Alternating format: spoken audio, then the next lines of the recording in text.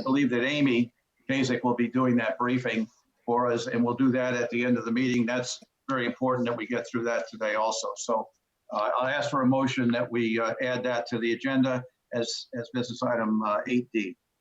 Mr. Chairman, I move that we add item 8D, a discussion of the short-term vacation rentals. I need a second. Second.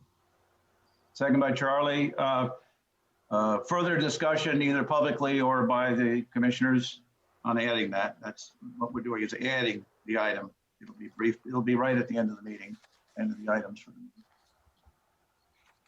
meeting. Hearing none. All those in, Commissioner Hanson, Yes. Charlie Erickson, Yes. Commissioner O'Brien, Yes.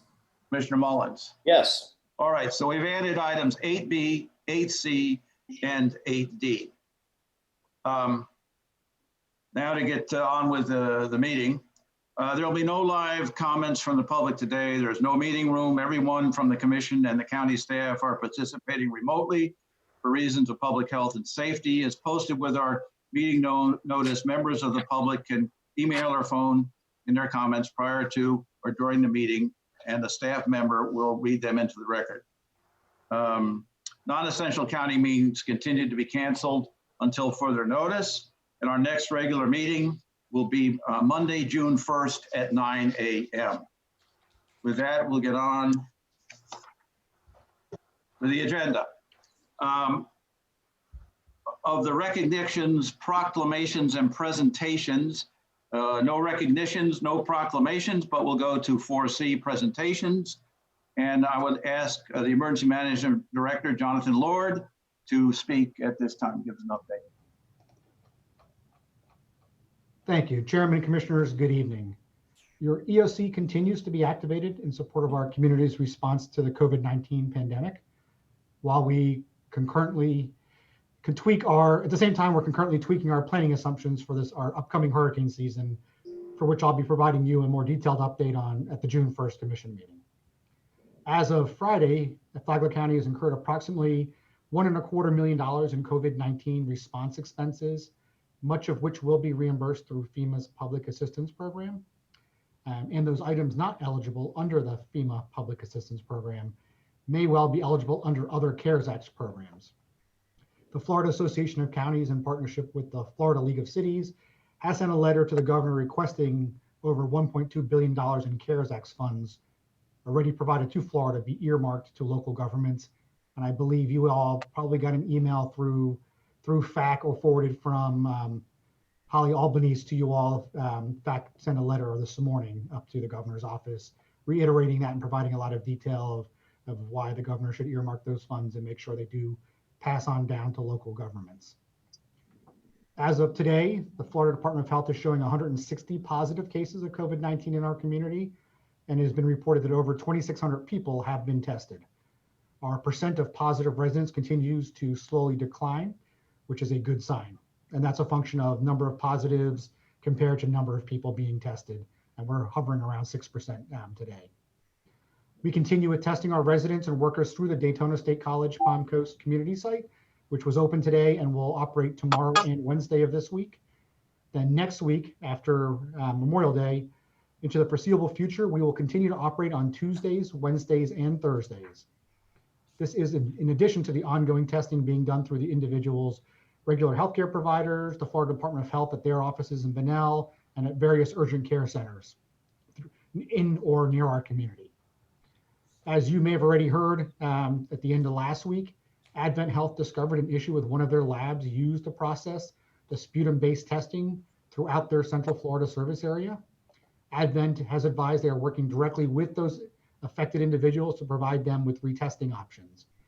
Advent shared that some, probably not all, of the 1,017 people tested in Flagler County using that sputum-based processes are affected. They don't believe it's all 1,017. Those are the people that tested during that period we used that process, but they don't have an exact number at this point in time, or at least they didn't earlier today when I spoke with them. The majority of our parks and recreational facilities are open to some extent, with the exception of ball fields and playgrounds. When it came to opening tennis and pickleball courts, we did so in line with guidance from their respective state and national associations putting out information about how to play safely. We have conducted the same research as it relates to soccer, baseball and softball, lacrosse, and playgrounds. On the soccer side, the U.S. Club Soccer has deferred to state and local guidelines. The Florida Youth Soccer Association will not return to play until at least 14 days after Florida enters phase 3, just to give you some idea of where those two associations that govern soccer play are thinking. In regards to baseball and softball, USA Softball of Florida has no current plans or guidelines other than everything remains canceled through at least June 14th. The National Softball Association Fast Pitch remains canceled, and National Club Baseball Association they're saying to remain canceled. The National Lacrosse Association is talking about releasing guidance as early as maybe next week on safe play. And in regards to playgrounds, the CDC still continues to have guides that says do not use playgrounds, as well as the National Recreation and Park Association continues to recommend that playgrounds and play structures be closed. At this point in time, it is prudent that we stay the course and not change anything relating to our ball fields or playgrounds until such time as they're applicable, national and state associations, as well as the CDC provides us with different guidance. And we are constantly monitoring those associations and the CDC that I mentioned earlier for any changes in that guidance. As soon as they release that kind of guidance, we will work directly with our Parks Department to make the applicable changes. And then last but not least, vacation rentals. As you are aware, on Friday afternoon, the governor shared it at a press conference in response to a reporter's question that he would allow vacation rentals to reopen on a county by county basis once he has approved a safety plan submitted by the county to the Florida Department of Business and Professional Regulation. This was a surprise to all counties, as it had not been previously shared that he was thinking this way. And Amy Lakasik and her team have worked diligently over the weekend and today on such a plan, and you all will be discussing that later in this meeting. So thank you all for your continued support of our emergency operations here as we continue to support our community, and I will remain on the line should you have any questions. Thank you, Jonathan. Any questions from the board members or for Jonathan? Just again, a big pat in the back for the job Jonathan's doing for us with getting us information and him personally keeping up to date, daily date with all the other agencies. Anyone else of the commissioners? Yeah, Mr. Chairman, I've been getting several emails about softball fields, so that was interesting that Jonathan passed on. So if I understand it correctly, we're waiting for the national and state softball and fast pitch softball associations to tell us when to open the softball fields. Is that correct? Yeah, I mean, they won't officially quote unquote tell us, but they'll release what I have seen typically phrased as safe play guidelines. So they'll basically say, if your community allows you to, this is a way to safely resume playing those games. But we're not going to open up until we get that kind of a message. Correct. I think it would be a little overly aggressive of us to open up, barring those kind of guidelines from those groups. And Okay. We're not experts in those games. Those associations are the experts. So Right. I think we let the experts make the decision, and then Okay. we'll reiterate that decision once we have the information. Okay, great. Thank you, Jonathan. Any other commissioners? All right. Lucy, were there any questions concerning our emergency management director? No, sir. Thank you. Okay, with that, Jonathan, if you anything else, if not, I'll go on to our next item. No, thank you, Chair and Commissioners, and I'll stay on the line through the end because I know you've had the Right. vacation rental stuff on the end Right. for Amy to talk about. Okay, our next item, our next presentation will be Flagler County Clerk Update by Tom Bexley, Clerk of Circuit Court and Controller. Tom, are you ready to go? Yes, sir. Good evening, board. Again, Tom Bexley, Clerk of the Circuit Court and Comptroller. I know I'll reiterate this. It's been a rough couple of months for all of us. I've seen you guys kind of individually, but I wanted to address you as a board on a couple of important issues. I'm respectful of everyone's time, and including my own. So I'll try to be as brief as possible and get the information to you and answer any questions or comments you may have. First, I want to talk about the 2019 CAFR also known as the countywide annual financial report. I know you're all aware of the legality, purpose, and the potential effects that this document can have on our county. But for the public, I'll just be brief here. The CAFR is an annual statutory document that's very, very extensive in nature. It captures the county's revenues and expenditures for the previous year, as well as a snapshot of the county's assets and liabilities. So many different entities utilize this document to qualify us for grants, loans, bonds, etc. So think of the CAFR as our credit report. The CAFR must be submitted to the Florida State Auditor General by March 31st, but a much more widely accepted date of submission is June 30th. Earlier this year, some statements were made about the timing and submission of the CAFR by some of my colleagues over at the county, and I just wanted to clarify a few things. Nothing was inaccurate, but I want to clarify. And I absolutely appreciate the support and confidence of my office's work with the county's contracted outside audit firm to finalize our CAFR by the June 30 deadline. There are a lot of moving parts to a CAFR that may potentially delay our submission past that June 30th deadline. And preparation for submission typically begins many, many months in advance before a finished product rolls off of the presses, with numerous staff and entities as well engaged in the process. Individual audits are prepared on each constitutional officer. You're all aware there are 5 of us, as well as the largest part of the audit, and that consists of you, the Board of County Commissioners, and all of your activities. As of last week, there were several outstanding items delaying the audit from moving forward and making this June 30th goal.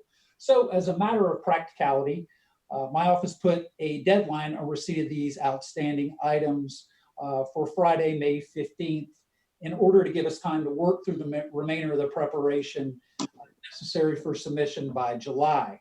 And I'm very pleased to report that the lion's share of the outstanding items were submitted by the deadline, allowing June 30th to, I think, remain a very reasonable goal. And those of you commissioners who have been through this process before are aware of the next steps. Once my office has finalized the CAFR, it's then submitted to the county's audit firm for several different levels of review. And once completed, an exit conference is scheduled where an informal presentation will be conducted with key members of county leadership, including Chair Sullivan. And following this presentation, letters of representation are signed by our office as well as the county. And this formally signifies that all the contents of the CAFR are accurate and true to the best of our knowledge. It is only then that the CAFR is formally presented to the board by Carr, Riggs, and Ingram, your contracted audit firm. So then the ultimate question comes, will we make the June 30th deadline? And my short answer is yes, I hope so. I'm optimistic, and it's based on the engagement by my fellow constitutional officers, and more importantly, by the county administrator and his director of financial services.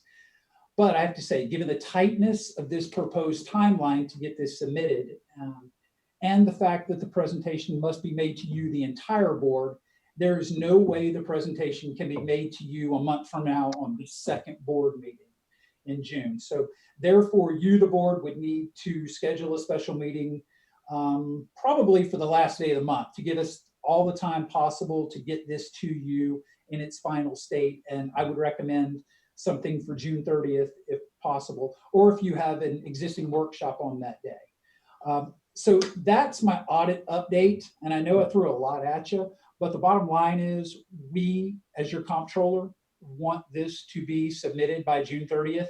It has been a number of years since this has been completed, and there's no fault of anybody in particular.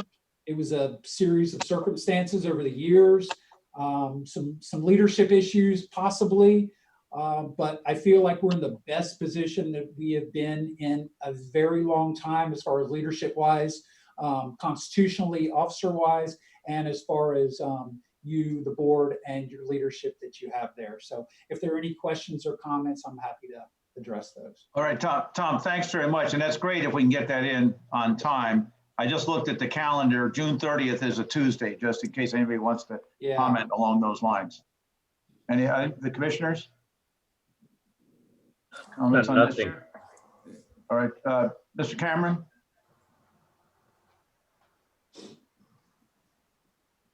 No, sir, that sounds reasonable, and I really appreciate that report by the clerk.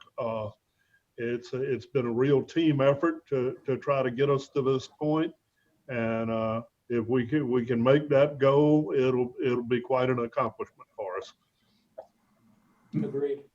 Mr. Chair, Yes, let me, yes, go ahead, Mr. O'Brien. I also wanted to reiterate and thank the clerk for the update. This is a much better conversation than we have had in the past, and the fact that we're close and can possibly hit that June 30th date is real encouraging, again, from what we've had in the past. And, you know, that's a credit to y'all's leadership, and sure appreciate that. I have trying to, I've really encouraged us to try to meet that deadline. So if we do have to have a special meeting, I would be in favor of doing that. But again, I don't want it to be costly. And if I'll take the administrator's advice on that. But again, thank you for the update, and very encouraging news. And I'm glad to see that we're moving in the right direction. So thank you. Thanks, Commissioner. Mr. Yeah, Chairman? Tom, I had also ahead. second that this is the first time since I've been doing this for 4 years that you've been able to do this, and congratulations. That's the first time for me too. So fingers crossed, and I think we'll get there. Yeah. Yeah, well done. Mr. Chairman? Okay, I just wanted to say go ahead, Mr. Kim. I just wanted to say that we have a number of long-term workshop items that we would be able to add on that date so that it wouldn't be a single item meeting.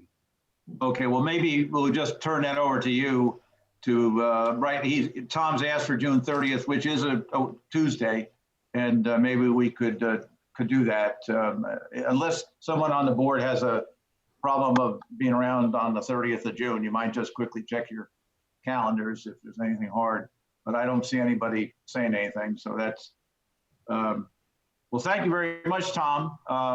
And one more item, Mr. Chair. All right, okay, go ahead. I'm sorry. All right, no. I just wanted to extend a little bit more good news for you. Okay. We are planning to reopen our office on June 1st. That's 2 weeks from today. This is subject to the Supreme Court and the coinciding circuit court orders. And what this could potentially also mean is there's an expectation of the circuit and the county courts to open as well, at least in some limited faculty. And being respectful of your time, I'll never speak for the judiciary, but I just wanted to talk about a couple of things that my office will do. We're going to require that the public wear face masks to enter this building and to do business with our office. And we're going to extend the same courtesy back to the public. We will all be wearing masks, and a lot of people at the front line will be wearing gloves. We're going to require, the temporary partitions. Like many of the people that are dealing with the public, those plexiglass and glass partitions. I have to say thank you very much to county facilities. Thank you, Jerry. Thank you, Heidi Petito, for accommodating us. We have all those temporary partitions in place. We're also providing signage throughout the building to help promote that social distancing, clearly marking spaces to ensure the social distancing, signage for hand sanitizing. We're doing hourly disinfecting in all of the key places that the public and our team members will touch. And basically just doing all the common sense things that everybody's doing to maintain the safety of our team here at the clerk's office, as well as the public. But I think it's very important that the country's reopening, the state's reopening, and I think that Flagler County is also doing the same. We're doing it in moderation, we're doing it wisely and smartly, and we'll continue to do that at the clerk and comptroller's office. So thank you again for the county for all of your help, assistance, and support, and providing us all the necessary items that we need to do this safely. And that's all I have, Mr. Chair. Tom, thanks. So I'm not going to have to sit out at the picnic table to sign documents. No, sir. We're gonna welcome you into the office for a change. All right. Thank you. Any Mr. other Chair? commissioners? Go ahead, Mr. O'Brien. Yeah, for the clerk. So The criminal side has been functioning. I'm just trying to understand a few things. It's my understanding the criminal side has been functioning somewhat normal, I guess. And what I'm trying to understand is, do you have a large backlog of on the civil side of filings and all that kind of stuff? So, 'cause I mean, to hear these things out in the public, you know, I talk to some attorneys and other people, and I'm just curious from your perspective, you know, what you expect or what's going to happen. We hear, Mr. Chair, am I Happening. okay to go? Yes. You know, we hear these unprecedented times, and I'm kind of ad nauseum. I'm tired of hearing that term, but we are living in them, and we're experiencing things that we've never experienced before. We have been doing a lot of the criminal proceedings, as many as possible, either virtually and very, very few in person. Jury trials are on hold until July at a minimum. The judiciary, what we're getting from them is that as many civil and criminal proceedings are going to take place via Zoom, and they are going to try to limit the number of people that come into the courthouse. Number one, for safety. Number two, for practicality. Courtrooms, they want to make sure that we maintain that 6 feet of social distancing, and courtrooms that typically hold 125 people are going to be limited 16 to 20 now. So staging is going to be a big issue. That's why the focus on Zoom until we can get to a place where we're all more comfortable being closer to one another. So expect, as you may assume, we in Flagler County board, clerk, and other constitutionals are always on the cutting edge when it comes to technology. And we've proven that to be the case through this crisis, as a lot of the people that do business with our court and our official records are doing it virtually. And that's allowed us to help a little bit with the backlog. But Commissioner O'Brien, to answer your question, there will be a serious backlog. And the place we're going to see it most, I think, is in jury trials. There hasn't been one in several months, and there won't be one for another several months. So we're crossing our fingers, working with the judiciary and with the sheriff to try to get as many people in the courthouse safely to do business, and we'll continue to do so. So just like on the day-to-day stuff, like recording deeds and bankruptcy filings and liens and judgments and all that kind of stuff, has any of that been going on electronically, or is that all just basically been backlogged? Yeah, we measure a lot of what happens, and we're a fee-based office, just like any small business. And we gain part of our funding from you through ad valorem tax, but about 75% of our office is funded through fees. So we take the monthly revenue, we can kind of measure exactly what's happening here. And I have to tell you, although our court revenues are greatly diminished, and that's due to a bunch of reasons. One of the big ones, so many fewer traffic tickets are being written, and we're very happy that people aren't getting them. But the reason was that we weren't speeding. There just weren't as many of us on the road, and the sheriff was, cognizant of that. But the official records part of it, 90% of that's done virtually now. And our revenues for April actually increased in a month when nobody was doing anything. We were doing more. So we're very fortunate to have the means to do that, continue to do business. So people are selling houses, people are building homes. Commerce is continuing to happen in Flagler County. So we're very fortunate to see that. Okay, thank you. Yes. All right, the other commissioners, just kind of raise your hand if you want to say something concerning this. Mr. Cameron, any comments on this? Okay. No, I'm happy that the clerk has been able to maintain the civil side also, whether virtually or otherwise, because he is so dependent on fees coming in. And of course, there's been a little anxiety as to how badly he was going to be affected. So that's a very positive report from him. Yes. All right. Okay, Tom, well, thank you very much for being here today. And that was all good information. And we're moving along, not super quickly, but we're getting there. Yes, sir. Thank you so much for the time. Right on. Carlos, are we ready for the Northeast Florida group? Yes, sir. Okay. Our third item is economic impacts of COVID-19 on Northeast Florida. Update by Jack Shad and Sean LaHave. from the Northeast Florida Regional Council. I attended this briefing, not this particular briefing, but this the introduction to this briefing at the meeting, I guess it was last week. So Mr. Shad, Mr. Lahav, you ready to go? Well, go ahead. Yes, thank you. And let me just make sure that Jack has joined us. 1 second. Okay, he's online, so I will start presenting. So good evening, Mr. Chairman, Commissioners. My name is Sean Lahav, and I'm the Resiliency Coordinator for the Northeast Florida Regional Council. We're located at 100 Festival Park Avenue in Jacksonville, Florida.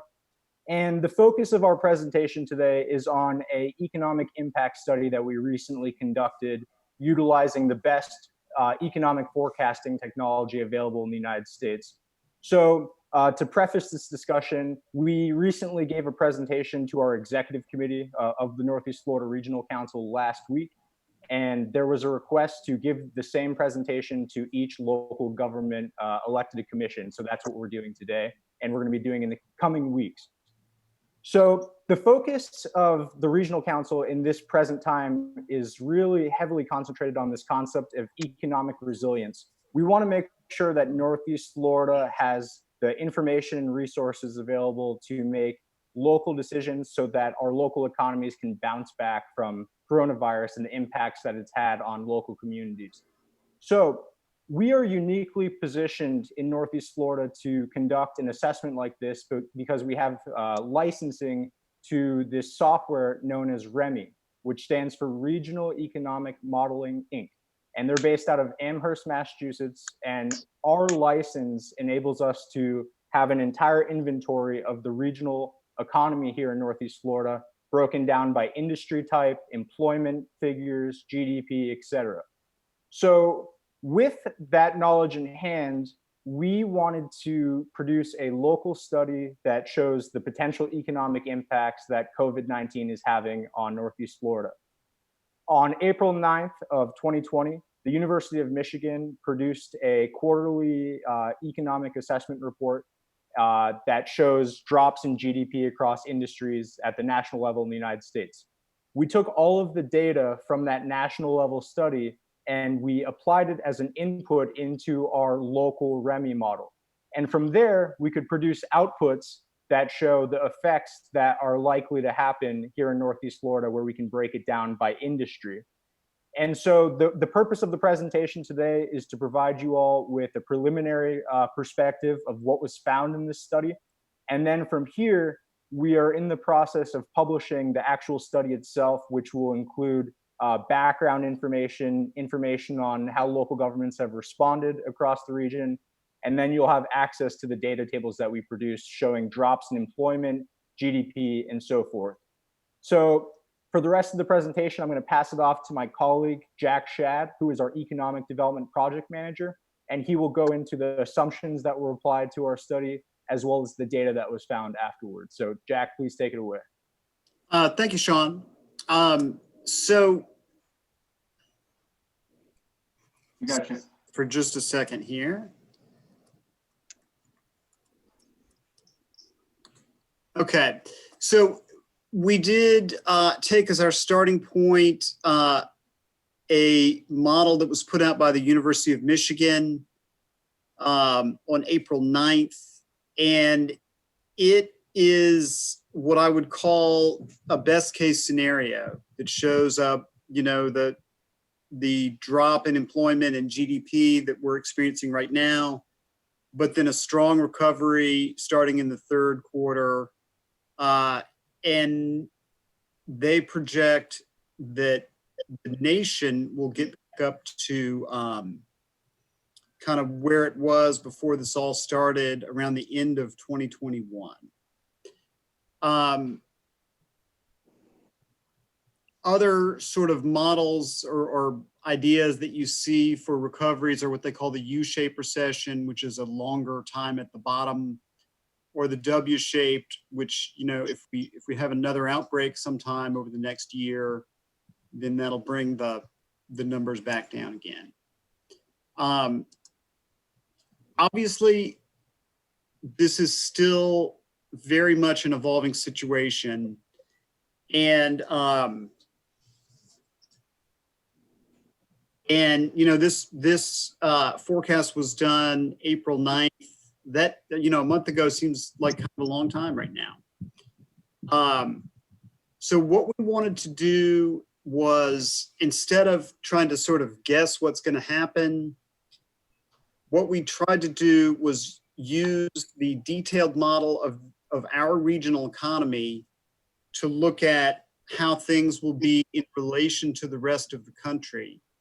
Regardless of what the final numbers turn out to be, we can get a sense, are we going to do better or worse than the economy as a whole? And so, those of y'all who've been through some downturns in Florida, that we typically do worse than the nation as a whole. And that we don't see any reason why that would be different in this one.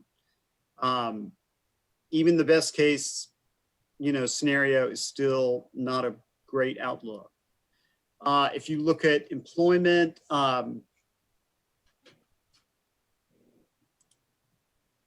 if we see about a 2.7% drop in GDP nationwide, we'll see a little over 4% decline in employment in Northeast Florida as a whole.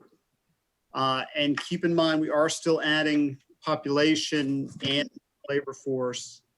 And so as a region, and our region includes the 7 counties,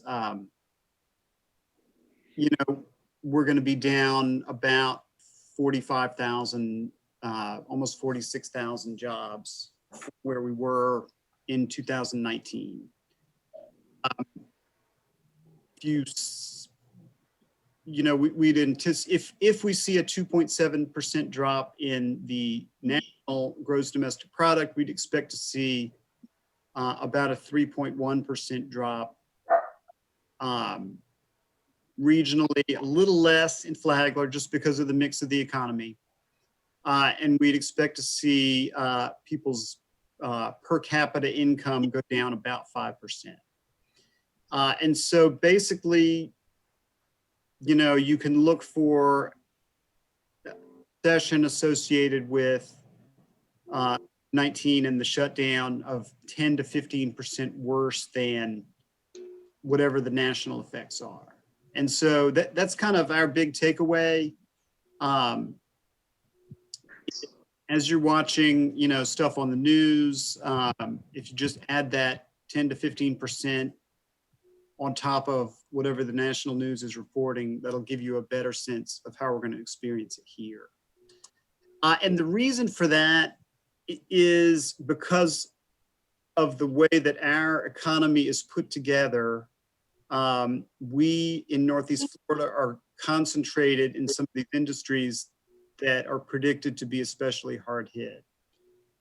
Some of these, are pretty obvious: tourism, restaurants, personal services, others, real estate. Others, I think, haven't necessarily started to really develop yet, like construction and finance. And then some are a little bit counterintuitive, like healthcare, but we're seeing evidence of those as well. And so basically, we're going to continue to update these forecasts. We want to give folks a sense of where this could land. And we're happy to answer any questions. We are working to review our final data, and we will have that report out probably in the next week to 2 weeks. All right, thank you, Jack and Sean. Do any of the commissioners have any thoughts on this? I think it's important. We're part of this region, and I think what I'm getting out of this is anything we can do to get our businesses back up and running here in Flagler County is important. But to try to beat the numbers they're telling us that are coming.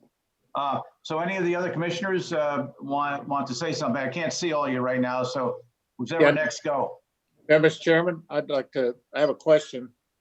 I understand the severity of this, but my question is, what is the length or what is the duration of this? It seems to me that this is actually going to happen. It's going to be pretty bad, but it also seems to me it's going to be short-lived. I mean, months, not years. Am I correct in that assumption? So, Commissioner, the University of Michigan forecast that we relied on ended up sort of getting the nation back to where it was, say, at the end of 2019, basically kind of towards the end of 2021. So I don't know that we're looking at months. I think, a year to a year and a half is probably more likely. Mm-hmm. We've seen, disruptions in businesses. It's going to take people a lot of time to get those businesses started up again. There's just so much uncertainty. Lending is going to be a challenge. And so really, until there's a vaccine or an effective treatment, I think we're going to, there's going to be that uncertainty that really holds back recovery. Thank you. Any of the other commissioners?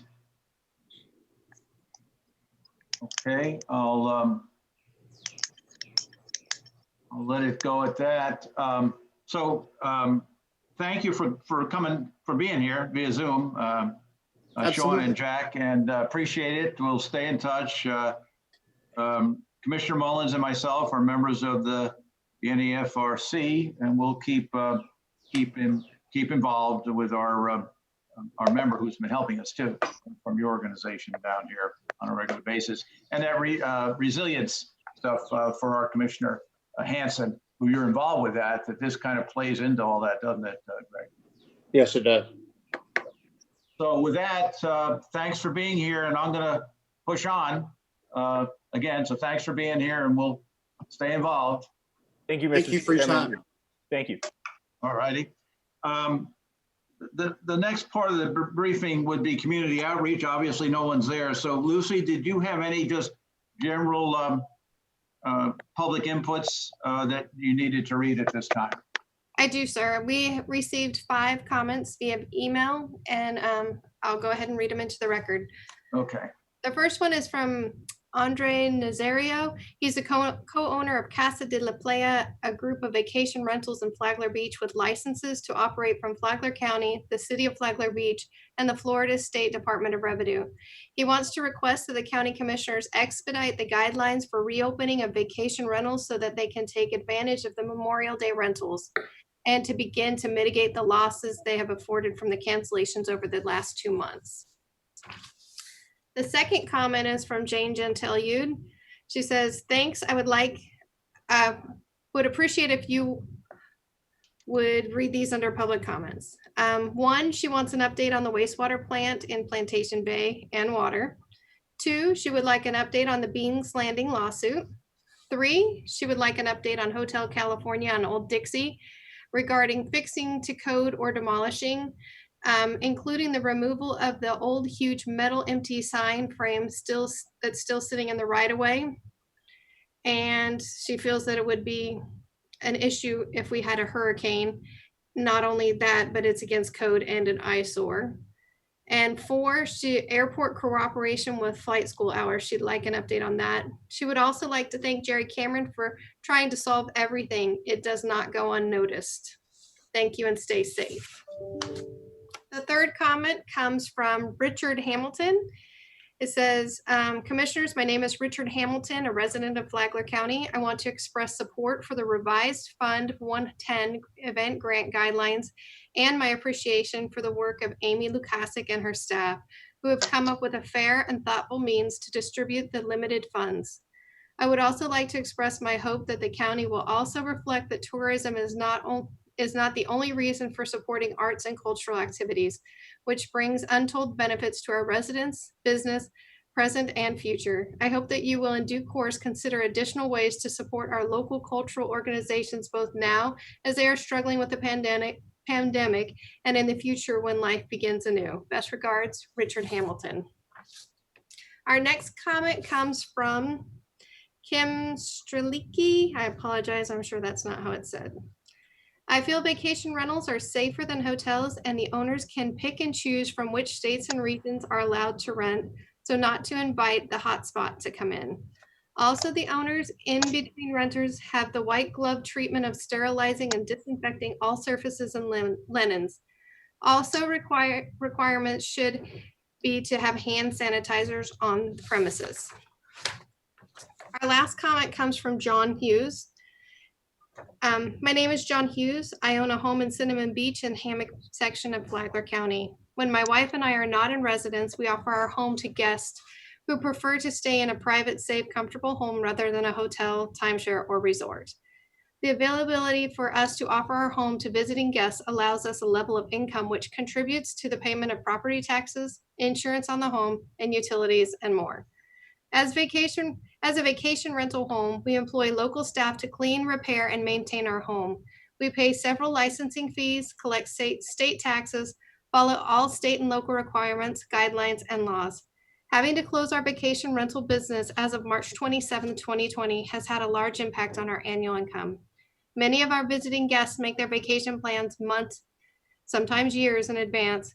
We have had to cancel and/or reschedule several guest stays to date and are looking at the need to continue to do so if the ban on vacation rental stays in place. We appreciate that the governor has allowed individual counties throughout Florida to develop a plan that works for their area and to begin the process of reopening vacation rentals in their respective counties. Janice P. Gilly, County Administrator of Escambia County, along with her county commissioners, developed an excellent short-term vacation rental opening plan for their county, which could serve as an excellent template for Flagler County to use as a timely and effective way for vacation rental properties to reopen quickly, safely, and within the guidelines of multiple agencies. Everyone understands how important it is to do our part to ensure that everyone remains as safe as possible. Vacation rental property owners are no different and are ready to step up and take part in revigorating our local community. I would ask the commissioners to add the reopening to the agenda and also direct the county administrator to quickly develop a short-term vacation rental plan similar to Escambia County and submit said plan to Secretary of DBPR as soon as possible. This coming week is Memorial Day weekend. Let's work together to let vacation rentals open on or before Friday, May 22nd, and let's once again welcome visitors to our little slice of paradise we call Flagler. Respectfully, John Hughes. And that's all I have for public comment. All right. Thank you, Lucy. That's very helpful. And I think on the vacation rental issues, we'll leave that to our discussion with Amy Lukasik on that later in the meeting. The comments by Jane were mostly directed. I think Mr. Cameron would have to answer those. Maybe you can do that during your part of the meeting towards the end, Jerry, or it's up to you, but some of those may take a little while to go through. It's up to you. Certainly, I can do that at any time you choose, Mr. Chairman. Okay. Well, listen, I want to get to a couple of those other items, and we'll get to them. So I think that was the gist of it, and the Amy, Richard Hamilton, congratulating Amy on some of the changes we've made to the tourist use of the funds. Okay, and the commissioners the same thing. I think we can probably wait on this till the end, unless you want to say something now on the on any of the things that were brought up. I don't want to stop anybody from commenting if you want to comment. If not, I'm going to go on. Okay, nobody's saying anything.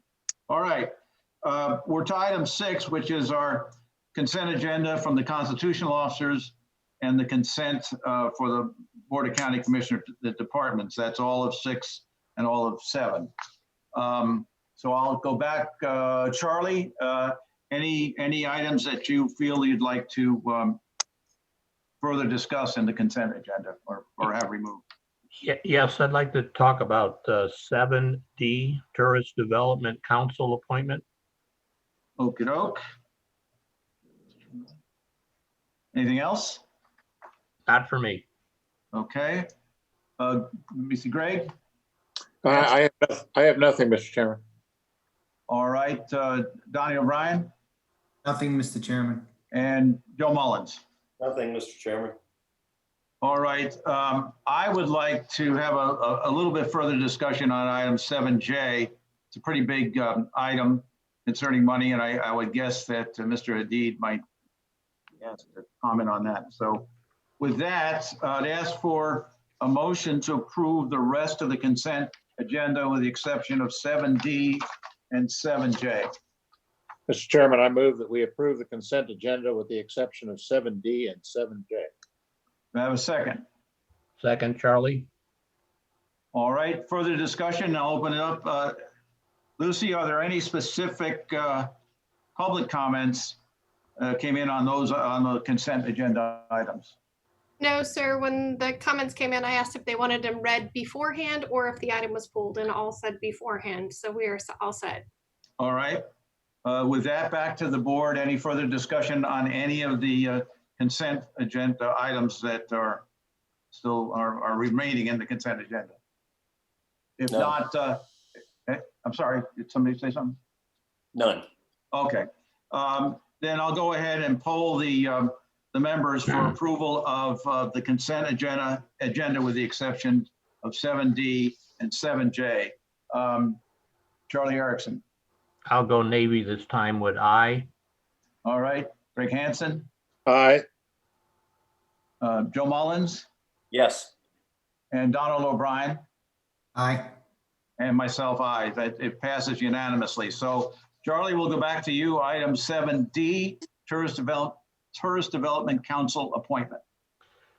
When I first looked at this, I kept looking at it and I kept coming up with more questions. One, it says we'd like to appoint Ken Bryant to the category of elected municipal officer for a 4-year term.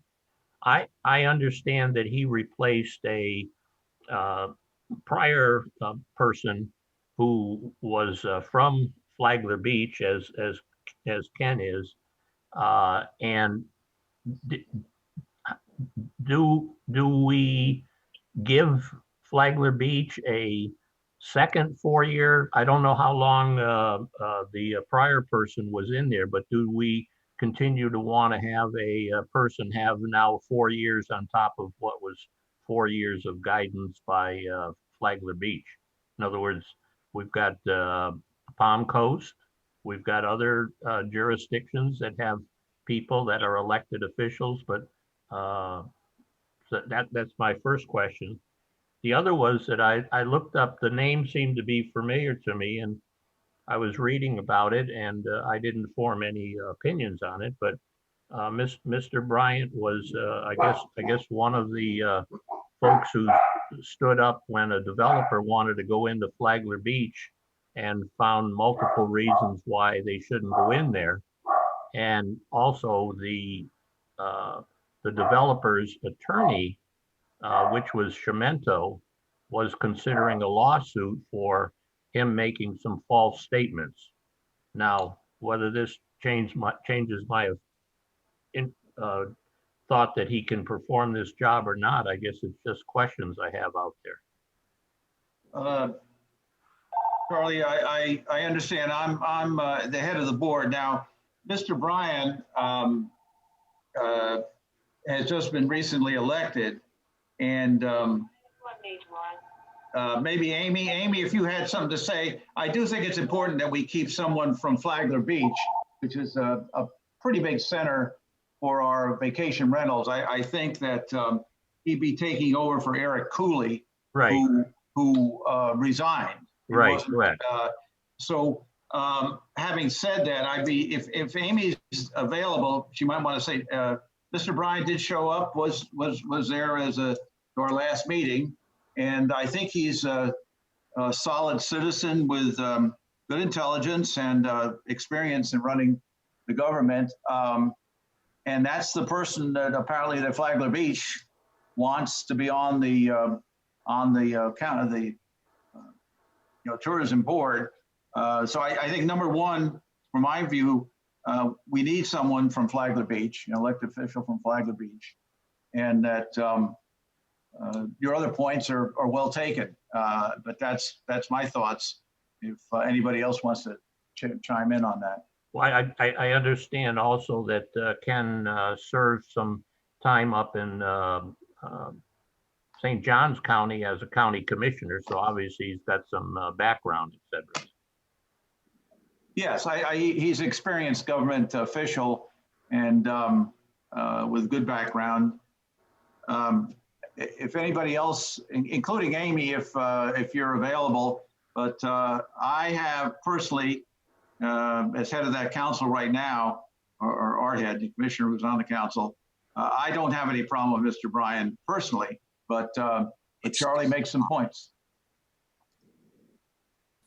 Anybody have, go ahead. Mr. O'Brien, you're on. I don't even know why we're having this discussion because, I mean, I understand we would make appointments to the council for, for the allotted slots that the bylaws or the rules stipulate for the council. But I mean, if this is an elected body that's appointed their representative, why would we be even voting on that? They get the, if they have a slot, they're the ones that make the decision as to who represents them on the council, correct?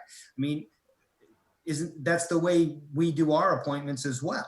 Well, I guess you didn't understand what I said.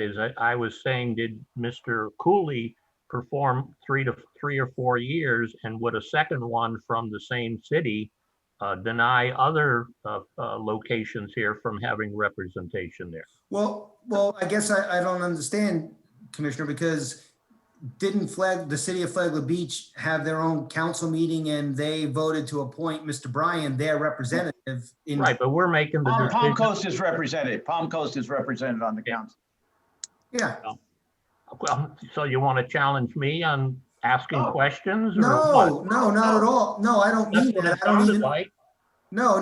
My question is why it's even on the agenda, because it doesn't seem like it's action we have to take. That's all I'm asking. I'm not questioning you at all, sir. Well, yeah, right. We always eventually vote on these. Mr. Bryan did attend the last meeting. Mr. Cooley gracefully resigned because he's got other things. He runs a business over in Flagler Beach. And so it's presented to us. And at this point, unless someone wants to say something else. Well, I'd still like somebody to answer. How long has Mr. Cooley been in that position? 1 year or 2 years or? 2 years. 2 years sounds. Okay. Yeah. So it's not a full. But I think we're always going to we want to have a elected representative from Flagler Beach on the Tourist Development Council. I mean, I just think it makes a lot of sense given given location. So, but anyway, that's the person who they brought forward, Charlie. Okay, well, as I said, I was trying to get more information. Typically, when we get these, we get that information. We didn't. I had to ask it because this is the first one I've been through. So. Okay. All right. That's fine. I'll bring it back to the board if for motion on 7D.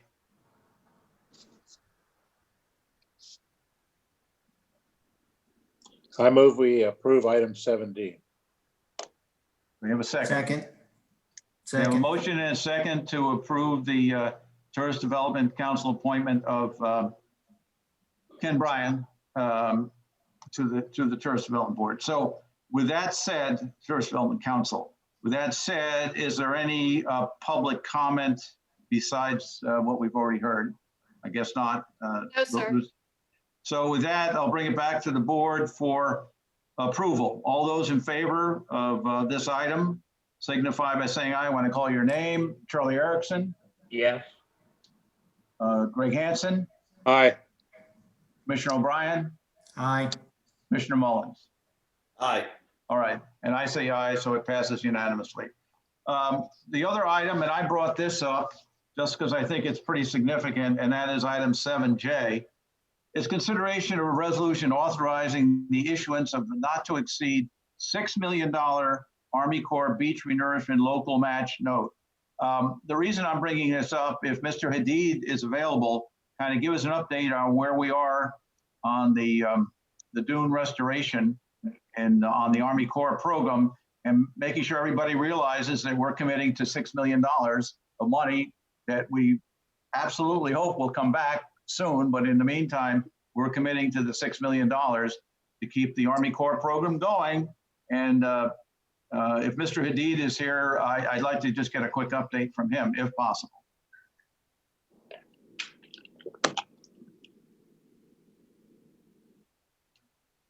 Mr. Chairman, I may be able to address that. Mr. Hadid, both Mr. Hadid and I are going to bring up the project during our comments. It may be better when we frame this to take it up then.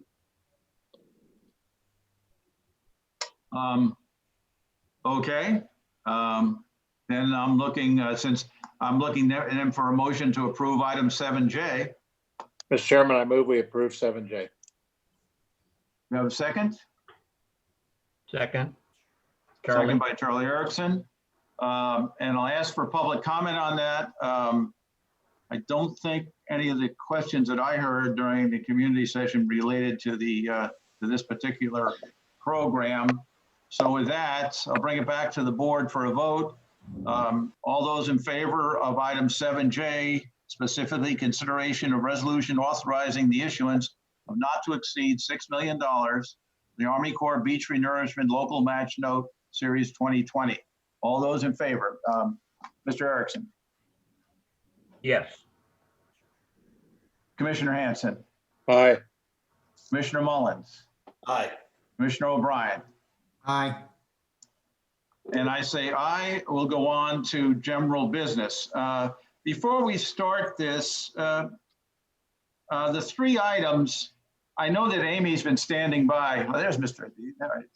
All right. Amy, I know, has been standing by, and I think there was a lot of interest in the short-term vacation rental plan that's coming forward. So if there's no objection from the commissioners, I'd like to start after we do item 8A, which is on the agenda, that we go to item 8D, the short-term vacation rental plan, and then go back to 8B and 8C. I think I'm doing that because I think there's high interest in that vacation rental item. So I'd like to do that. So with that, if there's no objection, we'll go to general business item 8A, Flagler County Medical Plan Fund update. And that's, is that Sherry? Is she here to do that? Good evening, Commissioner and staff. It's great to be with you. Once again, my name is Sherry Beignet. I am with the Bailey Group and I am the benefit consultant for the county. I actually am also a resident here in Flagler County and straight from my home office. So it's great to be with you all tonight. I'm not sure if I have control over the presentation or not. So if we can go ahead. Sherry, it's shared. I have control. Just let me know when you want to advance. Okay, you can go ahead and move forward then. So I want to kind of give you an update on where we are with the insurance policy for the current plan year and also make some recommendations of funding for the upcoming plan year. I'm going to start off by reviewing some information about CanRx and your health clinic to kind of give you an idea of how those are running.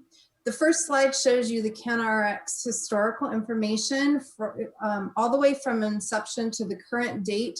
We currently have about 102 members that are actively using the CanRx International Prescription Program. We've had 1,273 prescriptions filled. You can see we're running at about a 74% savings when we are looking at the prescriptions that have actually been filled compared to what these would have cost had those same prescription been filled through the health insurance policy.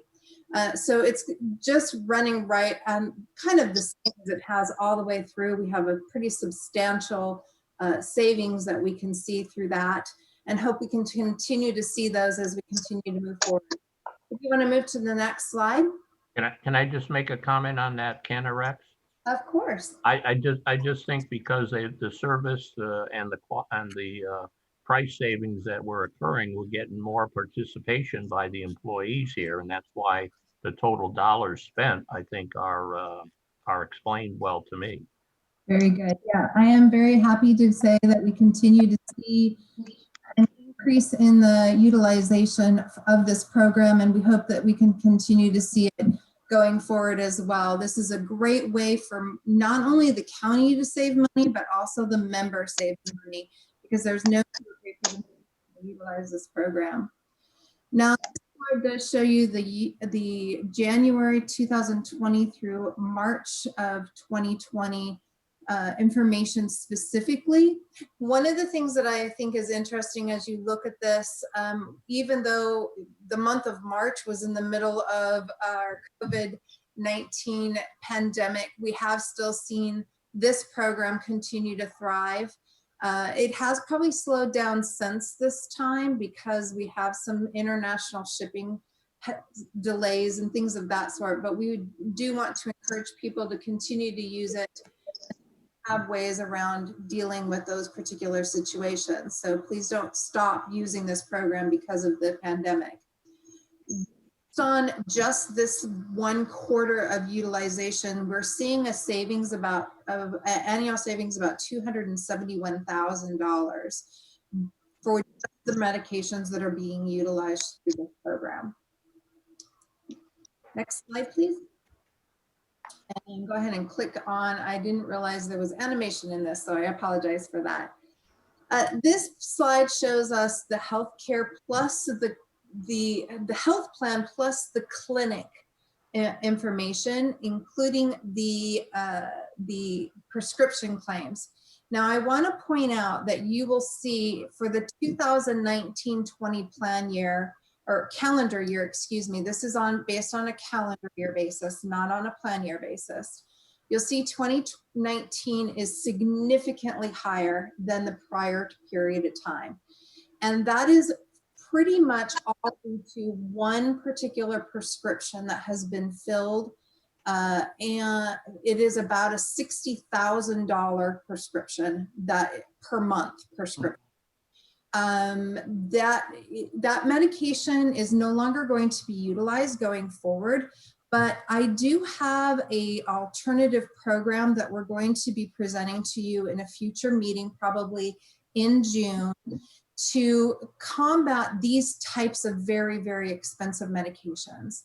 Unfortunately, this one, it popped up on there and we weren't aware that it was going to run into that.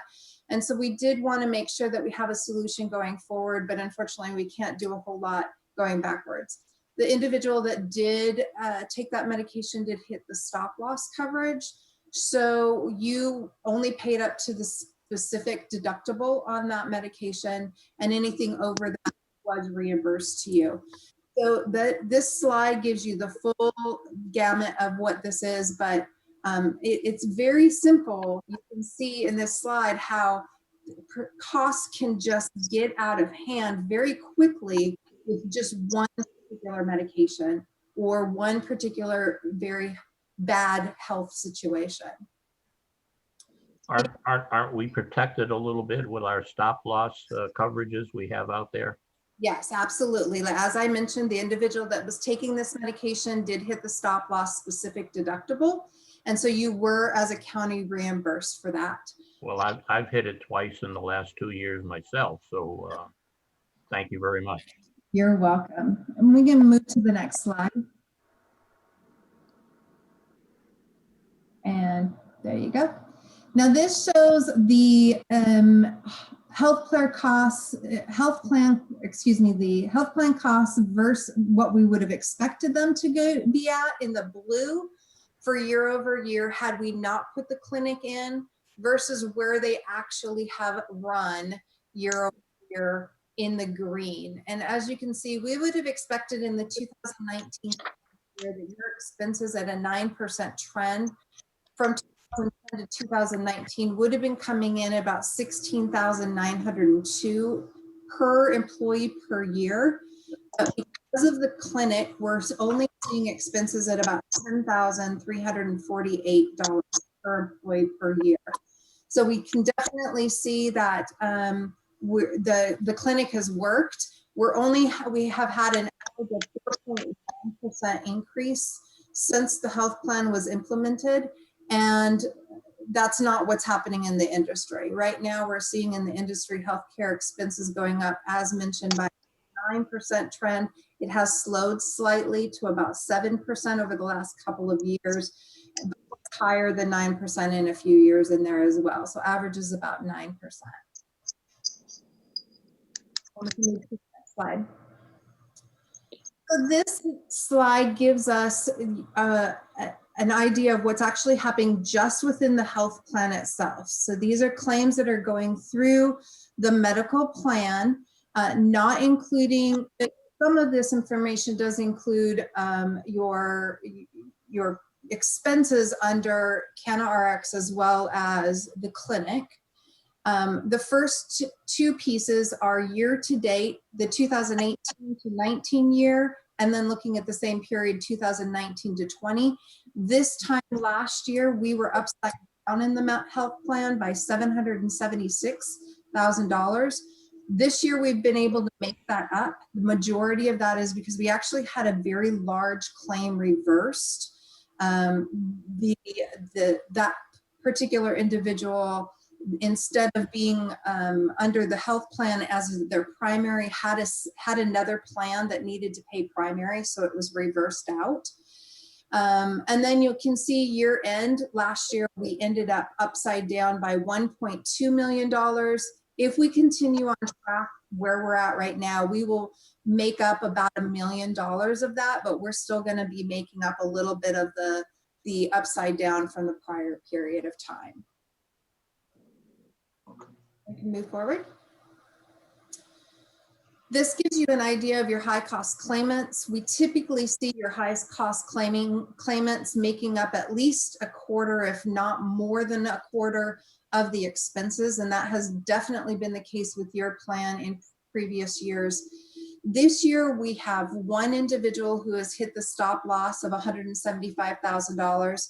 Unfortunately, that person is no longer with us, and therefore we will not continue to see any claims from that individual. We have 3 individuals right now that are over $50,000, and nobody in the $100,000 threshold. Last year, as you can see, we actually had 5 individuals that hit the $175,000 stop loss amount, 1 over 100, and 20 individuals over $50,000. Last year was really not a great year for a multitude of situations. We had a lot more high cost claimants, and particularly of those over the $175,000 mark. Fun. We have an average trend over the last 5 years of a negative 3.8% for your health insurance plan, which is fantastic. As I mentioned, trend right now is running between 7 and 10%, depending on who you ask. So far this year, because of that large reversal, we are 44% below last year, but we were 37.5% above the prior year. So although we have a great 5-year look, we do have to make up a little bit from last year and move forward. The employee premiums are shown on this slide, and you can see from this slide that we have not had an increase in the premiums for the employees since October 1st of 2016. So we've been able to maintain the same premium for the employees since that point in time, which is again very unusual. I'm seeing most passing along much larger increases and increases period, which you guys have been able to not do. And then also your funding as an employer stands at $10,500 per employee per year. This is, again, very competitive marketplace. And as you can see, we're still well below where we were back in 2006 to 2008 time period, where we were $13,000 a year. And you can move forward. Okay. So one of the things that I've done is I've taken the data for your plan and sent it to our actuaries and asked them to calculate what we need to do with our funding for the upcoming plan year. And they estimate that based on the current situation, we need to increase your funding by 2.79%. That it constitutes about $260,000 per year. Now, I do want to mention to you that I had them do this before the COVID-19 pandemic. Since that time, they actually have added some additional requirements for the groups that they're calculating. And I'm seeing coming from the actuaries slightly higher numbers than what we received from them for you. We have a couple of ways to increase the fund. Obviously, we can do it. We can the fund. We can make changes to the plan design. I actually put together 3 recommendations for you and kind of giving you some ideas of different things that you might want to consider doing. Option 1 would be for the employer to increase the entire increase. So that $260,000 a year would go to the county. By doing this, the employer contribution would need to increase from $10,500 per employee per year to $10,815 per employee per year. So that's only $350 more per employee per year than it is now. By doing that, we would not have to touch the employee contributions at all. They would be able to remain at the $25 employee only premium.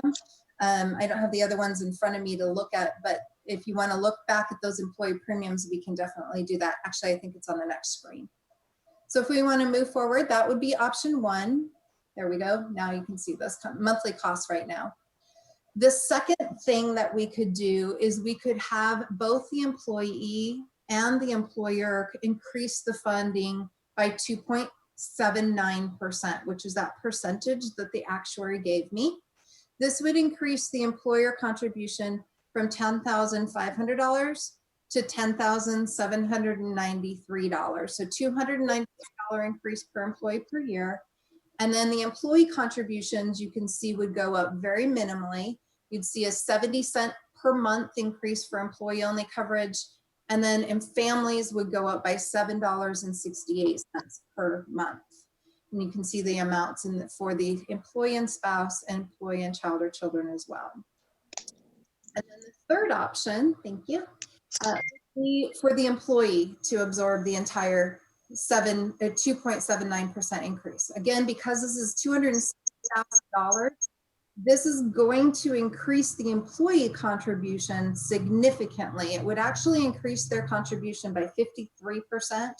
You can see that employees would see an increase of $13.26 if they have employee only coverage, and family coverages would go up by $145 per month. Comparatively, they're still very competitive, but in today's situation, I'm not sure this would be my recommendation.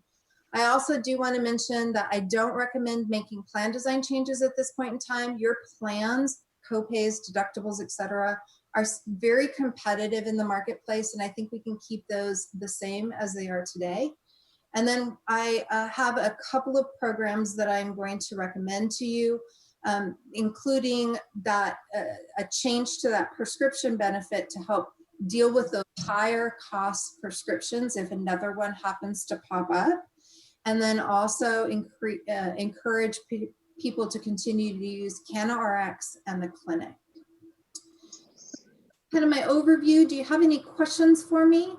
Yeah, I do, Mr. Chairman Sullivan. Are you asking us tonight, I heard you say something at the end there, to select one of those options or recommend one of those options tonight? Option 1, 2, or 3 on the funding? I think it would be great if we could get a decision. We don't have to make a final decision right away, but in order for us to get moving forward on the open enrollment, we will want to go ahead and do that sooner rather than later. So I'd like to have the other commissioners, if they want to make a point about that, go ahead at this point, and then we'll see if we want to actually make not a motion right now. We want to discuss those 3 options. Mr. Chair. Yes. So this data is based on from the start of the plan year through the end of March? The end of March, yeah. April data just hit yesterday, and you had a decent month in the month of April, but it doesn't impact the recommendation really. When's plan enrollment start? We typically run your open enrollment in July and have it finish at the end of July. I, for one, would want to see at least a couple months more worth of data to make a decision. It just seems kind of early, and we're in unknown territory right now, and to commit to something until we have a little bit more data, given the circumstances. Well, We'll be able to wait until the data is available, because that won't give us enough time to get everything prepared for the employee communications. But we can definitely go ahead and add in the April data and provide that to you so you can take a look at it. As mentioned, the April data, which came in just yesterday, is pretty average, and I don't think it'll impact your recommendation much at all. Well, I'd also like to, I mean, we kind of went through those slides fast, and that's the first time I've seen them for this year. And, you know, I wanted to dig into those a little bit. So again, I wouldn't feel comfortable wanting to make a recommendation today, Mr. Chair, but again, that's just my opinion at this point. Okay. And any of the other commissioners? Mr. Yeah, Mullins? Mr. Chairman. Mr. Mullins has his hand up. I concur with Commissioner O'Brien. I think I'd like to let this kind of look at this a little more and see. You got it. Okay. Anybody else? Raise your hand if you want to speak. Charlie? Charlie? Yeah, I too would echo the two prior comments for a little bit of a wait. You know, we just got Jerry's budget in the mail here to start taking a look at too. So I think it's kind of premature to talk about a lot of this stuff right now. And Mr. Hanson? Yeah, Mr. Chairman, I'd like to have that data forwarded to us, that presentation, so we can have it and be able to look at it, massage it. If you could make that happen, that'd be great. All right, I think we can make that happen. Who hasn't spoken? Just me. So I want to point out that June is kind of going to be a quick month. Our first meeting is June 1st, and our second meeting then will be June 15th. So is there kind of a thing that we need to get it done by July? To Sherry, did you say that? Yeah, you actually need to make the decisions probably by at least the end of, probably middle of June, in order for us to be able to have the data prepared and the materials prepared for the employees to review, so they can make their decisions in the month of July. Okay, all right, that's what I wanted to know. And so at this point, I get the feeling from members that unless somebody else wants to say something, that we would delay a decision on those three options until at least the first meeting in June and possibly the second. Is that kind of where we are? I think so. I don't think we need to vote on that. Were there any other items that you were going to cover, Sherry, that you haven't covered yet? You said something about you had a couple other things on changes or add-ons. Time, we actually will have a couple of other items. I believe there's for the June meeting. Okay, all right. Mr. Chairman. Yes, go ahead. Yeah, I would recommend that we distribute this presentation immediately, and we put this on the June 1st agenda in case there is anything that would cause a delay to another meeting. Okay. And that way we could be sure that we would have this done during the month of June. All right. I think that's in sync with what you've heard from the commissioners. Can we add the April data? Yeah, I can go ahead and we'll send the material over to you all, and then I will go ahead and update the claims data through the month of April. I'll do that tomorrow and get that back over to staff so that they distribute the April data to you as well. Okay. Any of the commissioners have anything more on this? I don't see anything more. Well, Sherry, thank you very much. It's good data, and I think we're doing well. And I don't think anybody wants to say we're not, but we want to make sure we make the right decision with the latest data available. You So bet. thank you very much. You're welcome. All right, with that, I did feel that it makes sense to now jump to item 8D. I should have done it originally, which will be the short-term vacation rental plan consideration. So Amy, are you available to go ahead and present that? Moving her up now, one moment. Okay. And you should have all received this briefing, but I think she'll have it. Okay, there's Amy. Very good. Hi, good evening, Chair and Commissioners. So on Friday, the governor announced through Executive Order 20-123, he stated that counties may seek approval to operate vacation rentals with a written request from the county administrator and the county's safety plan for vacation rental operations to submit to the DBPR secretary for approval. So immediately on Friday evening and over the weekend, I began collaborating with our counterparts in the region, which includes St. Johns County, Clay County, Duval, and Nassau. And of course, each county will have its unique issues that have to be addressed, but we felt that the more unified our plans were as a region, the more likely they would get approved and also may help the turnaround time. So our suggestions for phase 1 of reopening the vacation rentals in Flagler County. And like I said, each one of us has discussed these items with our appropriate county officials and emergency management. We wanted to remain consistent as a region, also because it helps with the customer for consistency and clears up any confusion. Also, a lot of our larger vacation rental property management company have properties all along the Northeast region. So we felt that was also helpful for them. So what we're looking to do is we want to get our plan approved through you tonight so that we will then have the capability for these vacation rental owners to open if they wish to do so, as long as they agree to accept the plan that ultimately gets approved from DBPR and the governor. So with that, I'd like to get into some of the high points of the plan. And Carlos, are you able to pull those up? Sorry, Amy, it crashed on me. Going there now. Okay, I can go ahead and start. And again, what you see in our plan, it is consistent with the other counties that I listed earlier. So for visitors originating from areas identified by Governor DeSantis as high risk through his current executive orders must be quarantined for the period established in that order. Can you open up the agenda items? And I'm sorry. Also, for under social distancing, we are also staying in line with the current guidelines as far as a 10-person occupancy cap at this time for the vacation rental units. We are also asking the owners to do a pre-arrival health screening questionnaires, which must be completed within 24 hours to arrival. This asks them where they've been the past 14 days, what their home city and state origin is.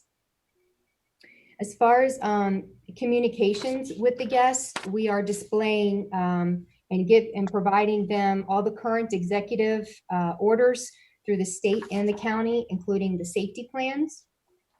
And for vacation rentals, there we go, that are being managed with local or national firms, the firm that is processing those bookings must provide all the information for each booking, and anyone that is coming from the hotspots as required under the current executive orders must report the names of the individuals to the health department here in Flagler County. And then under cleaning and sanitation, I can tell you this, the DBPR, after the governor made his executive order, they included a total of 9 recommended safety measures and other best practices. And our property owners and management companies far exceed those 9 items. In fact, I have received from numerous management companies their guidelines and their plan to safely reopen. And these include 3 pages of the most detailed checklists. So I'm confident that the larger companies are ready to go, and we are able to provide from our office those checklists to those individual property owners that may not have access to that. So just to close it out, to give you an idea of what we're looking at, approximately 90% of our tourism rental products are currently affected by this plan. So again, it allows them the opportunity to make the decision if they want to reopen or not, and accept our plan. So Clay County, they are probably the closest to getting approved. And we had the Panhandle actually submit their plans on Friday late afternoon already. So we had a template to work from, so that again, we stay unified and consistent as a region. So with that, I'll take any questions. Okay, thank you, Amy. Back to the commissioners. Please raise your hand if you have a question. Mr. Mullins. Yeah, I just want to read something that was sent to me too. This is by the Hammock Beach Resort. And it's where they were inquiring, and he just wanted to put this on the statement. Hammock Beach has been preparing to reopen safely for a month now. We have implemented many new social distancing standards and sanitizing SOPs, in addition to our PPE for our service professionals. It's heartbreaking to be shut down for Memorial Day weekend. We are here to assist in any way possible. Thanks for your support. And I've been getting these I've probably gotten 15, 20 of these emails from people throughout the county just asking about it, about getting vacation rentals open. And I think really the key is the question that they've kind of thrown out there is how is this virus so smart that it knows the difference between a hotel room and a vacation rental? So, with that being said, I think, and it being such a big part of our economy, I think we do need to look at this. And Amy, I think that's a really good proposal. I want to commend you for getting on top of it as quick as you did. Thank you. We do have a couple of wordsmith items that we will clean up. We did have Bob Snyder also give his blessing. We thought that was important. So he did have a couple suggestions, so we'll be including those as well. And I did receive the Hammock Beach reopening COVID plan, very detailed, and I have that here to share if you wanted to see it, or I can email it to you as well. All right, please raise your hand if you want to speak. Okay, my question is that this is going to be a letter basically to Secretary Halsey Beshears, if I read this correctly. It'll be signed by Mr. Cameron, but it'll be on our letterhead showing all the commissioners. So my other question is, this is a plan approval for the entire county, not just the unincorporated areas. Correct. Is that correct? Correct. Okay, and have you done any coordination with like the city of Flagler Beach on this? Yes, I did speak to the mayor to let her know what we were planning to do, and I just reiterated to her that if there were any HOAs that were not comfortable yet opening, or any individual who rent their home that were not ready yet to open or did not agree with the plan, then they are free to remain closed. Right, and this doesn't really affect whether it's under our ordinance that we have for vacation rentals or the city ordinance for vacation rentals. It's an overall approval for vacation rentals, and then it's up to the individual units to Yes, either accept or not. It's our safety plan for approval for phase 1 reopening of short-term rentals. Okay, any other questions from the commissioners? Mr. Chair, Yes. and I apologize, I don't know the answer to this question. Just there's so much data that goes past us. Amy, what's the situation? Just reiterate the situation that the hotel motels and the campgrounds are under as of right now. So the hotels are able to operate. Everyone else cannot at this time.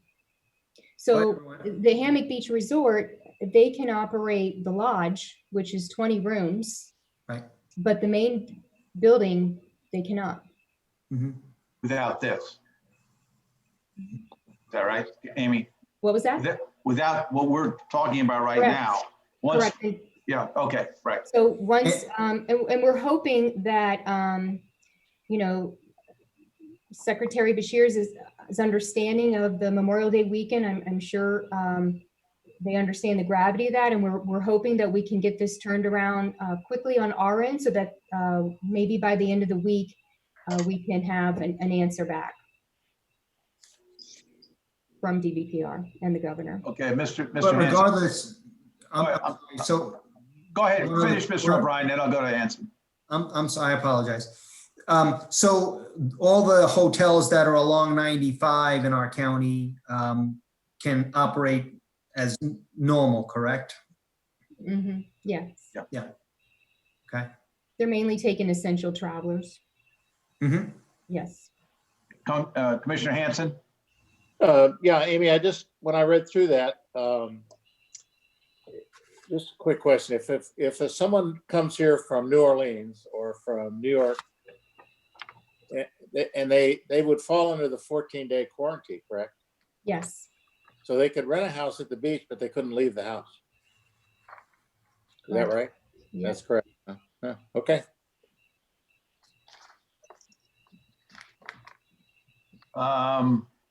Lucy, have you read the vacation rental notes earlier in the meeting?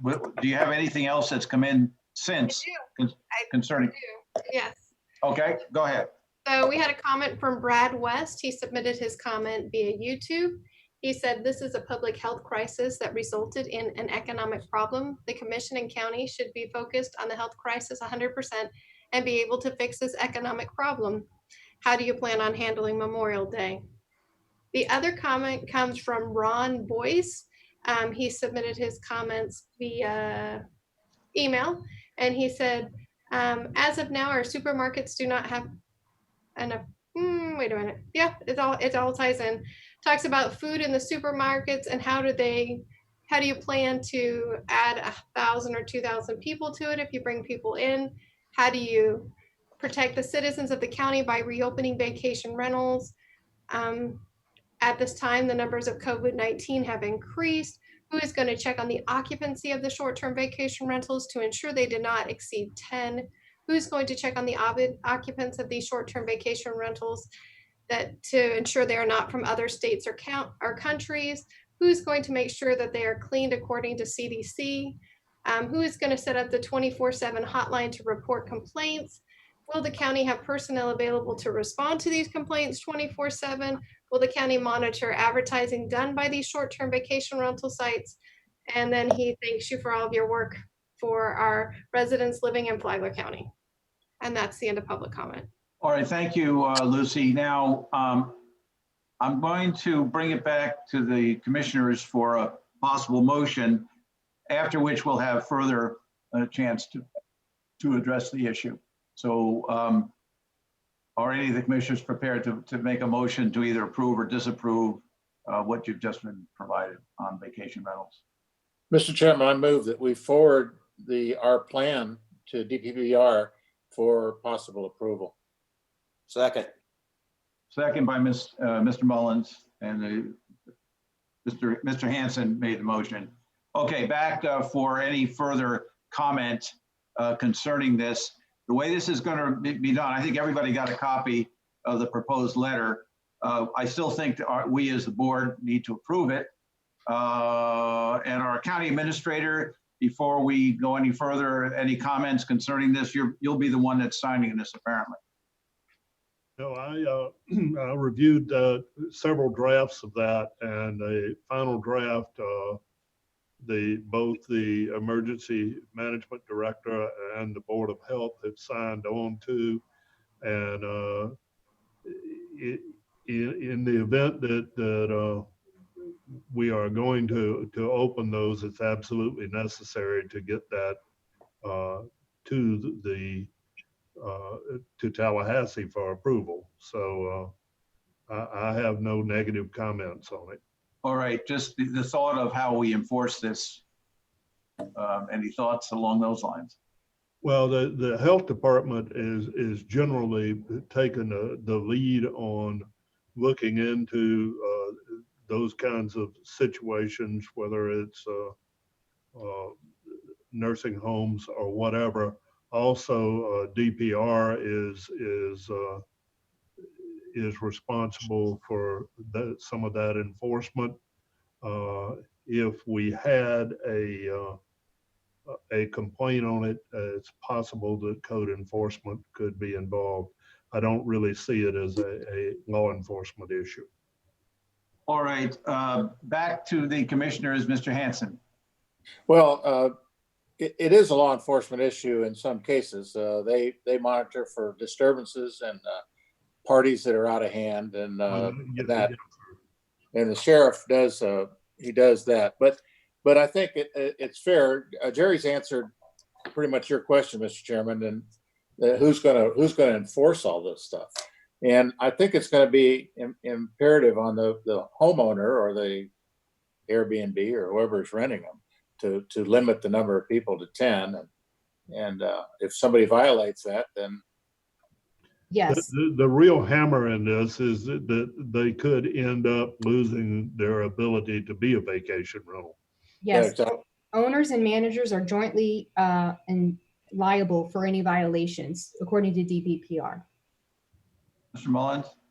I want to say, based on what we've seen from county residents to this point, and our numbers being as low as they are, we've had tremendous amount of cooperation from county residents. And, I think we're going to be fine moving forward. I think if there is a complaint, we address it and deal with it. I don't think that the sheriff's office or anybody should cherry pick what they respond to. I think we just need as a community to respond and do these things. So, but again, I don't think we're going to have, I think if the community continues in pace of what they've done, we're going to see a good cooperation from them. All right, Mr. O'Brien. Just one other thing, I agree with that. I think people and our owners want to do the right thing. You're never going to prevent some bad actors. That happens regardless of whether we have a pandemic or not. And we have an existing code that we can still enforce. So again, I'm going to fall on the side of people and our owners wanting to do the right thing almost every time. Again, you can't always control every last bad actor. Things happen. All right, any of the other commissioners? I don't see any hands raised. We had the public comment that came in. So bring it back. I'll poll the board, the commissioners for approval. So Mr. Erickson. Yes. Mr. Hanson. aye. Mr. O'Brien. Aye. Mr. Mullins. Aye. And I say aye, so it passes unanimously. Good work, Amy. We do appreciate the efforts you made, along with our emergency director and Bob Snyder, who that was key to me that he was willing to go along with this, our public health director. All right, with that, that was item 8D, short-term rental vacation plan approved. We'll go on to item 8B, back to our former schedule. And the title of this, you don't have any other backup. The title of this is Construction of New Sheriff's Operations Center Discussion. With that, I'm turning the gavel over to Mr. Mullins, and that for the purposes of me speaking. The chair would like to recognize Commissioner Sullivan. I put this, thank you, Mr. Chairman. I put this item on the agenda because as of last meeting, we were still in the situation where we have not given a construction go-ahead to the new Sheriff's Operations Center building, because we still revert back to the April 6th meeting when we said to put both buildings on the same location. That appears to have been probably not possible. And as I said at the last meeting, I just want to get this moving. We we've taken a long time. The deadline I had previously been given by our county administrator was we need to go ahead by May 1st. It's now May 18th. So I'll open this up to discussion, but I'm going to make a motion. And the subject is construction of new Sheriff's Operations Center building. The motion as follows. The time has come for the Flagler County Board of County Commissioners to make the final decision on the location and go ahead with the construction of the new Flagler County Sheriff's Operations Center building. The location will be the land previously purchased by the county in Bunnell for, at that time, the site for the new South Library. The county administrator is directed to take this action immediately and in addition, pursue the purchase of land across the street belonging to the First Baptist Church of Bunnell for the eventual site of the Flagler County South Library. That is my motion. All right, we have a motion on the floor. Do we have any discussion? Mr. Chairman, I'll second that motion for discussion purposes. All right. All right, we've got a second. Do we have any discussion now? I'm sorry. Yeah, I'd like to hear from the county administrator. Well, certainly if we are waiting to see the outcome of our negotiations with the Baptist Church, that would delay the project probably 3 months to get that fully in place and to get that property closed. While those discussions look very positive at the moment, we have a letter of intent.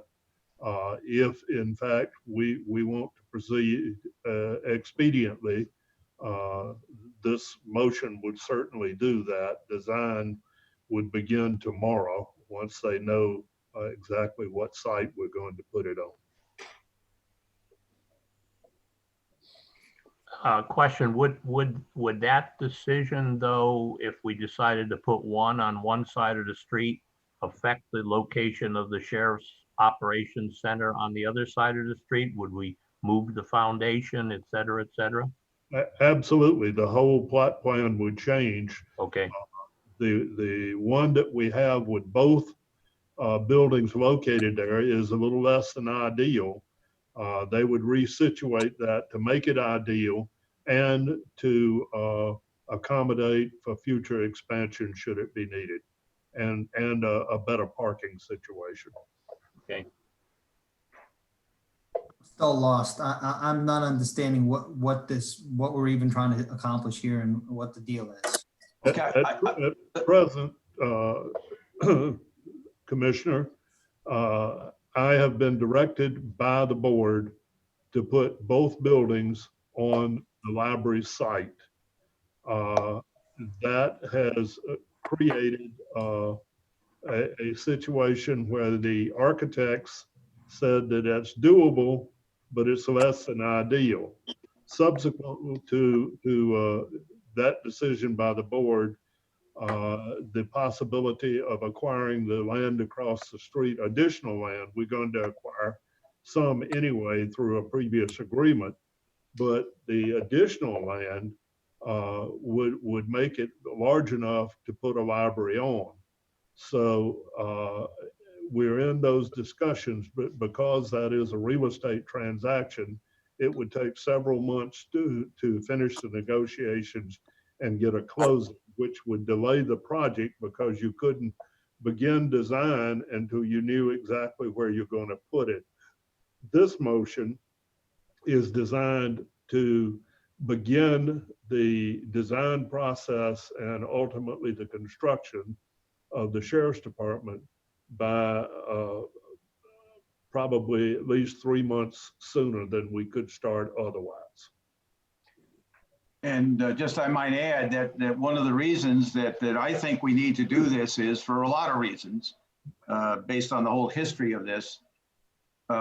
Remember, our Sheriff's Department is temporarily still in the courthouse. We had promised a couple of years time there. It doesn't look like we'll make that no matter what we do. I just think that we're at the point, the Sheriff's Operations Center is the highest priority we have right now. Our librarian, at the trustees meeting I finished, would rather go across the street and to the other side. And I believe the sheriff would too. I have not discussed this with the sheriff. It's our building, it's our decision. I just think the time has come to make a decision. We can't keep kicking this down the street. We're going to get in the middle of an election. We may have new commissioners, so on and so forth. I think all of us here have been involved in this, and I think it's time to move on.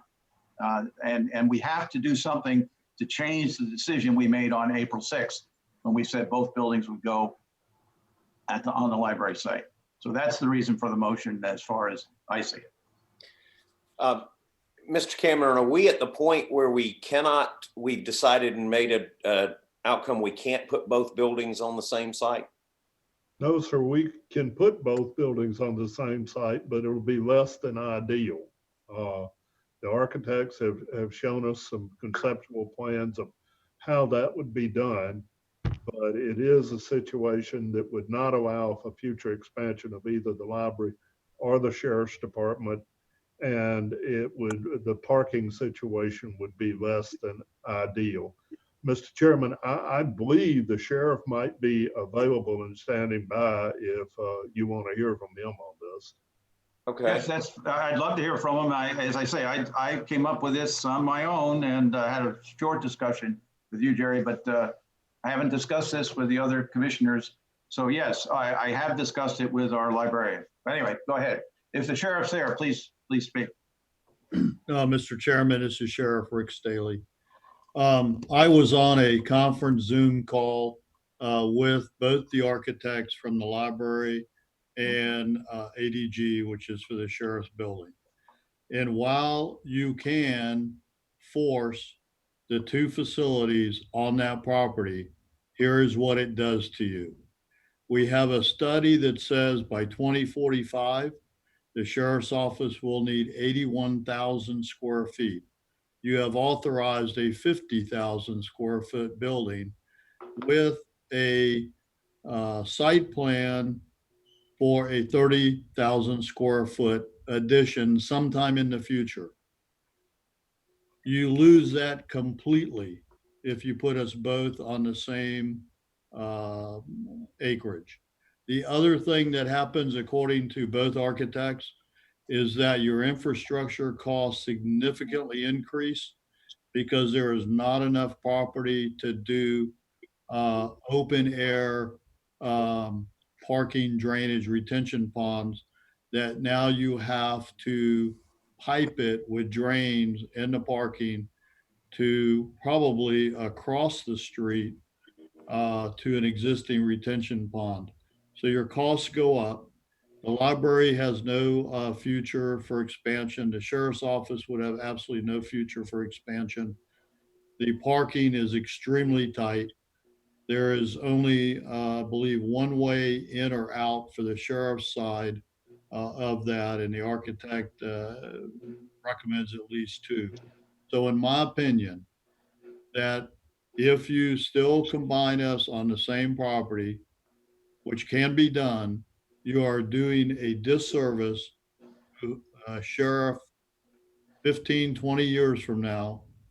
And the same thing with the library, because you will have landlocked them with no expansion. So you're almost repeating the same mistakes that have been made historically. And from what I understand from the church, they are extremely interested in working out a deal with the county, but that's for your county administrator to explain. We also cannot have, tonight was the first night I heard a 3-month delay. Originally, I had heard it would be 5 to 6 months delay if we waited to see the outcome of the church. If decisions had been made long before tonight, why don't you just think of this? We would be moving into a new building probably within the next month. We've been operating for 2.5 years in a very decentralized, inefficient operation. And the men and women have been resilient. They've delivered more than a 36% crime reduction to this community in 3 years. And thanks to the clerk working with us, we were able to get enough space cobbled together that we could do some initiatives. But we have to get moving. We can't wait any longer for these kind of decisions, because right now you have the architect and you have the contractor on a total hold pattern. They can't draw and design. And as part of my conference call, Zoom meeting with them, we did discuss, part of the design for this building and so forth. So they were ready to go. They just need to know, are we together on one property, or is this property going to be the sheriff's office with room for expansion? And I think that's what's being asked tonight. Well, just point of clarification, we've not been delayed. We've been working under the premise that we were going to go with the both buildings on the one location, correct? This is changing that decision. That's correct, but the architect can't design until they know for sure. And I believe the county administrator is recommending that 7.5 acres is just for the sheriff's office, but I don't want to put words in it. Mr. Cameron, how many acres is over there at the site near the EOC? At which site? The site for the sheriff's and the library. How many acres is that total? I think that if our memory serves me correctly, there was a total of about 14, but not all of it was usable. Right, there's approximately 14. How much is over by the library in Palm Coast where we were going to put the sheriff's? 14. So it's about equivalent, and it's got a library on it right now. Okay. So that's correct. This is the sheriff. May I interject? The buildable site of that 14 acres is only 8.4 acres, according to the architect and the design people. That's why it's so tight for the two buildings and the community center that was discussed.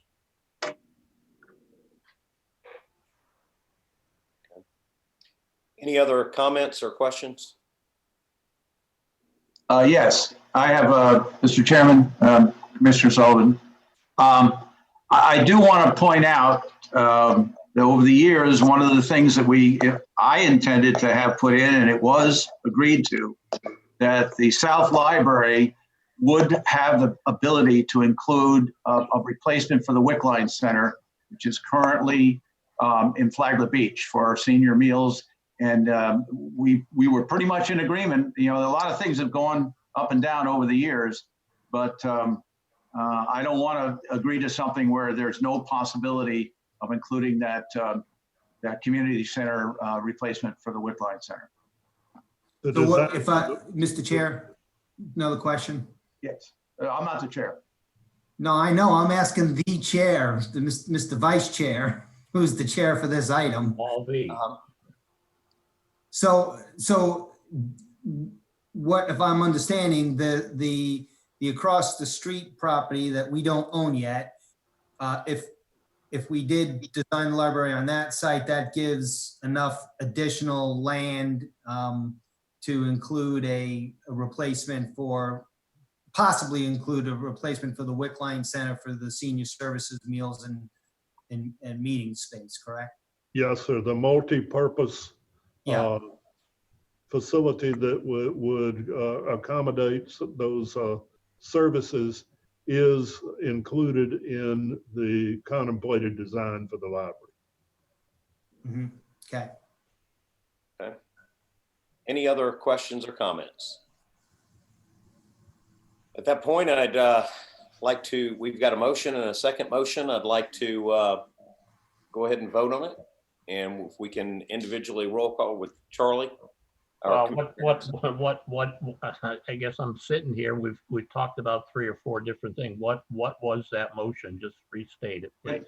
I'd be happy to read it again. Sure. If you'd like me to, Mr. Chairman. Yes, sir. Yes, sir. Okay. I'll go ahead and read the motion. The time has come for the Flagler County Board of County Commissioners to make the final decision on the location and go ahead with the construction of the new Flagler County Operations Center building. The location will be the land previously purchased by the county in Bunnell, or at that time, the site for the new South Library. The county administrator is directed to take this action immediately, and in addition, pursue the purchase of land across the street belonging to the First Baptist Church of Bunnell for the eventual site of the Flagler County South Library. Thank you. Okay. Let me, you know what, one thing I need to do real quick, we have any public comment on it, Lucy? We have no public comment on this item. Thank you. Okay, and if we can go back to Commissioner Erickson, your vote? Yes. Okay. Commissioner Hanson? Aye. Commissioner O'Brien? Aye. Commissioner Sullivan? Aye. And I as well. So with that, it's passed. And I'm going to hand it back over to you, Chairman. Thank you, Ms. Mullins. And we have one item left on our business item. And this is the one I actually delayed it. It's 8C, open letter from leaders of Flagler County and its municipalities, a discussion. This letter I was hoping had been received by everybody today because it's a fairly long letter. And it discusses what I would eventually think would be some kind of a workshop and an interlocal policy to update our overall policies in the county on how to handle emergency situations, because COVID-19 has really given us a different crack at this. Now, has everybody had a chance to look at the letter now? I'm sorry this is happening, but we have to look at this today. Again, as I'm reading this, the letter was signed by all the mayors, including Melissa Holland, Linda Provencher, Catherine Robinson, Stephen Emmett, and Leslie Babonis from Marineland, and your city managers, including Matthew Morton, Larry Newsom, Alvin Jackson, and Jerry Cameron. First responders, Jerry Forte, Jonathan Lord, and Bob Snyder on the emergency management side. So I'm going to open it up for comment here, but I'm a little worried that you haven't had a chance to look at it. So with that, I'll open it up to the commissioners. I see Mr. Mullins raise his hand. Yeah, I mean, I read it and I'm a little confused because I thought we were working together. You know, we're having morning calls. I think there's some concern that there's two sources of information going out there. We've got Alert Flagler, which should be the countywide information that goes out. And then we've got other cities having certain media things coming out. And, you know, other than the, you know, I'm assuming we did work together, other than the article that the blogger did saying that the cities were, when we decided to open the parks, the cities were forming and going against it. Now, I can't tell if this guy's all over the place in his stories, so I can't tell if that's something accurate or not. And Mr. Cameron can certainly answer that, but I think it's important we're together. And, ultimately, I think we are. And my only concern is when one entity does something that, I'm here, I can't speak for you guys, but I'm here to represent the people. And if something is going against a person's constitutional rights or they feel that way, I think it's time to listen to them. And but I do definitely think that we should sit down and discuss emergency operations and how it's going to be out there and put out there, and what people should be on calls, if managers are continually on calls or if they're popping in and out. We've got to be moving together, and that's a responsibility of the county. But at the end of the day, there's been a lot of things occurred in here that have been questioned and challenged constitutionally, and there's areas with lawsuits, counties with lawsuits, and I certainly don't want to see us get in any of that based on what's going on.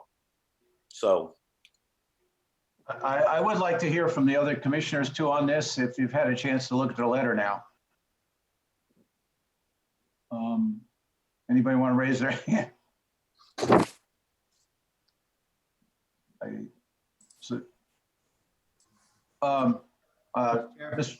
Commissioner O'Brien. Yeah, I didn't see the letter till you know, Right. when we started the meeting. I did try to read in between things. I mean, there's nothing I disagree with in the letter. I'm not sure what action we need to be taken other than acknowledging the letter, I guess.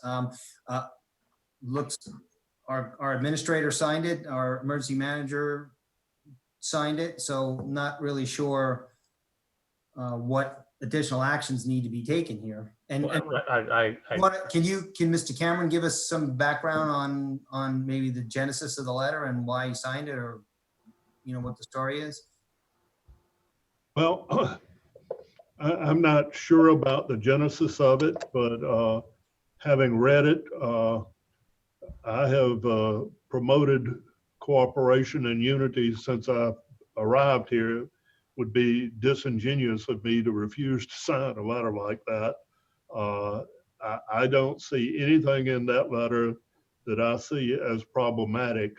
I think that if there is any direction from the board, it would be for us to put together a working group to see what sort of document that ultimately might come out of this. Mr. Hanson. Well, the way I read that, they're addressed, they think there's a problem. Why would you write that letter if you didn't think there was a problem? So I would like to go one step further and ask them, what's the problem? Why'd you feel necessary to write that letter? I don't get it. I mean, I agree with everything in the letter. I mean, I support everything that's in that letter, but why'd they feel the need to write that letter? And I think the reason that I wanted to bring this up to all the commissioners is I think they're really asking us as commissioners and me as your chairman to also sign the letter. I haven't signed the letter. And so I think that's one thing they'd like us to do. My one problem is we have existing policies, and I agree with pretty much everything in the letter. I am leery of who gets to make decisions. In other words, if we're worrying about closing the bridge because of a hurricane, I agree, the emergency managers and sheriff, they do that. But as you notice in this COVID-19 thing that we're in the middle of, an elected official is making decisions for the state. It's not the emergency manager for the state, it's the governor who makes final policy decisions.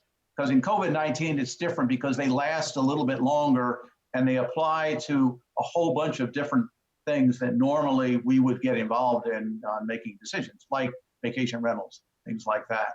So again, I don't have any big problem what's said in the letter. The one thing that's my biggest issue is I don't want to just turn over decision-making to the emergency management team in all cases.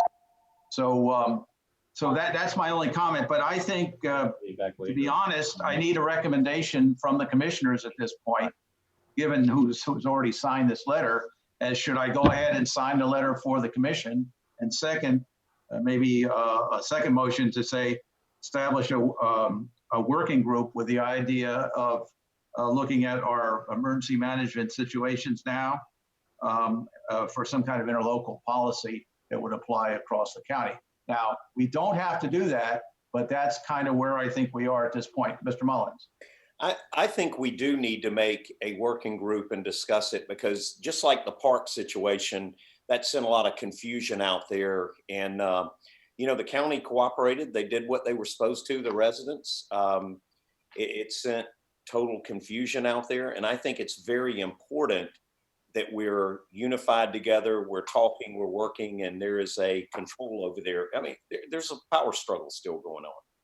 And, you know, that's as blatant as you can say it. And it needs to not be when you're dealing with citizens' lives. It needs to not be when you're dealing with situations. So I really feel like I'd like to make a motion that we ask our manager to create a working group, and we establish kind of the procedure and the process of how stuff's going out. So that's the motion by Mr. Mullins. Is there a second?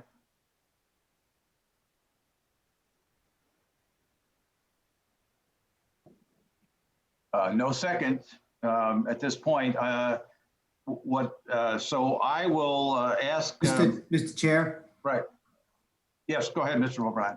I would offer a different motion. Okay. My motion would be that we accept and sign the letter as basically as a statement of principles. Let me hold off on the motion for a second. If I could just make one comment, which is, I don't think any of us, and I don't think the intent of that letter was for any municipality or the county to give up their statutory responsibilities. I think that's pretty clear, and I think we've been functioning in that mode. Mm-hmm. But in terms of, so I'll make a motion that we would sign the letter or adopt the letter as a statement of principles, and further, if the intention was to have additional dialogue on how we could do things better from a communication standpoint, I would say that we should be part of that discussion, and whether we empower the administrator to do that or somebody else, I don't care, but I think that would be fine. So. Second. Second by the motion is by Mr. O'Brien. Second is by Mr. Hanson. Commissioner Hanson, but I just want to make sure I understand before I go forward with this. What we're asking for here, then, it sounds like the only thing you're asking on this motion is for me as chair to sign the letter for the commissioners. Is that correct, Mr. O'Brien? That's why I was stuttering. I was trying to make sure. Yes, sir. Yeah. Okay. We could have more motions on this item, yeah. But that's one, and we have a second on that. So back to the commission for a comment. Any of the commissioners want to make comment concerning this motion? I don't see anybody raising their hand, so I would ask Lucy, would there be any public comment come in on this? No, sir, no public comment. All right, back to the commission for a vote. All those in favor of your chairman signing this letter by a vote of the commissioners, signify by saying aye. We'll go with Charlie. Aye, Charlie. Commissioner Hanson? Aye. Commissioner O'Brien? Aye. Commissioner Mullins? Aye. And I'll say aye to that. So that covers that part. I think we still need to follow up and maybe not make a motion, but tell our county administrator that there may be some follow-up work here concerning some kind of follow-up to this letter. This letter is not policy. It's a statement it's an open letter, and that to make it viable, it would have to eventually be put into policy form. And I think even our attorney would agree with that. And so I think what we might be saying is, given all the people who have signed this, that some additional action is required to follow up on this and make sure we understand if any changes are needed to current policy. I don't know if that makes sense. Yes. And I think Mr. Mullins, Commissioner Mullins was on the right track. I just didn't second his motion because what I was getting at is I don't want to abdicate any of my, I wouldn't vote for any abdication of my statutory responsibilities as a county commissioner. And they're very clear. The lines are delineated. The governor has his responsibilities, and all the municipalities do, and we do as well. So, but in terms of having conversation about it, and if we can learn to do things better as a group, as a county, and all of us working together, then we should always be on board to do that. I'll read the one sentence that I am a little worried about along those lines. And it's in the 4th paragraph. It says, it is critical that leaders at all levels support subject matter experts to allow them to make the difficult decisions necessary to lead us through the recovery process. I think you could interpret that different ways. And I think there are times when we as the elected officials need to step in and be the decision maker. And I think that that's one of the reasons you would want to form this working group and make sure that any policy that comes out is carefully looked at. And we do get agreement, interlocal on it. So other than, so I don't know if we need a motion. I'm looking around at the other commissioners here. I will sign the letter. And then I think we should go back to our county administrator to work, since all the other county and city administrators have signed this along with other mayors. I think there's some additional coordination required here to make sure we're in sync. And I don't think, we really don't know what the ultimate product of this letter will be. Mr. Mullins. No, I think definitely it would be a good idea to speak. I mean, we've talked about saving people and keeping people out of harm, but this COVID has been really unique. We do have a high risk category of people, but now we also have a high risk category of people that have been locked up in their homes, that are mentally challenged now, that are physically challenged because they hadn't been able to get out, that are now financially challenged. So this COVID has been a double whammy. I mean, you can't just take in consideration one group and say we're protecting them. I mean, we don't know what kind of damage we've done to the economy.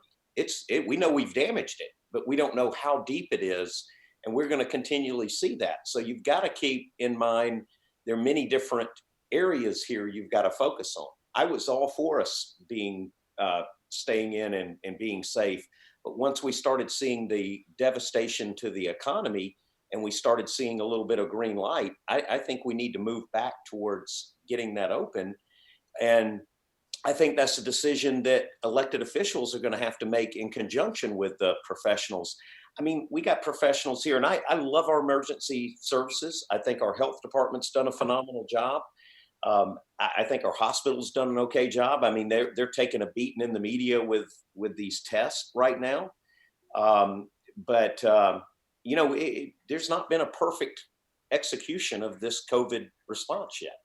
And I doubt there is, because it's such a unique thing. So I think that communicating like we're doing is very crucially important. All right. I don't see a motion, but I would like, as chairman, to get everybody to kind of agree that we would pass this back to our county administrator to follow up with the other heads around the county and see where we go with this. And I'm sure there'll be some additional action that way. I don't know if we can make a specific motion at this point. If you'll shake your heads or say, I'll ask Charlie, do you think that's the way to go on this now? Yes, let's go ahead. All right. I agree. Commissioner, okay. I agree. Commissioner Mullins and Commissioner O'Brien. Okay. So,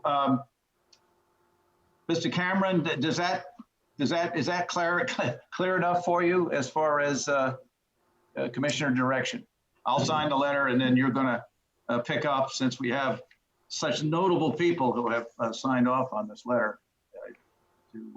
Absolutely, Mr. Chairman. I would like to put some of Commissioner O'Brien's concern at rest. The whole purpose for a municipality is to do things differently from the overall governing body. If they did everything in lockstep with us, there would be no reason for the municipality. So we accept that, and I always respect their decisions and what they do to represent the people within their municipality. If, again, as Commissioner O'Brien said, if the intent of this letter is to maybe structure something for some narrow interlocal purpose, that might be a possibility. But I certainly endorse anything that engenders cooperation.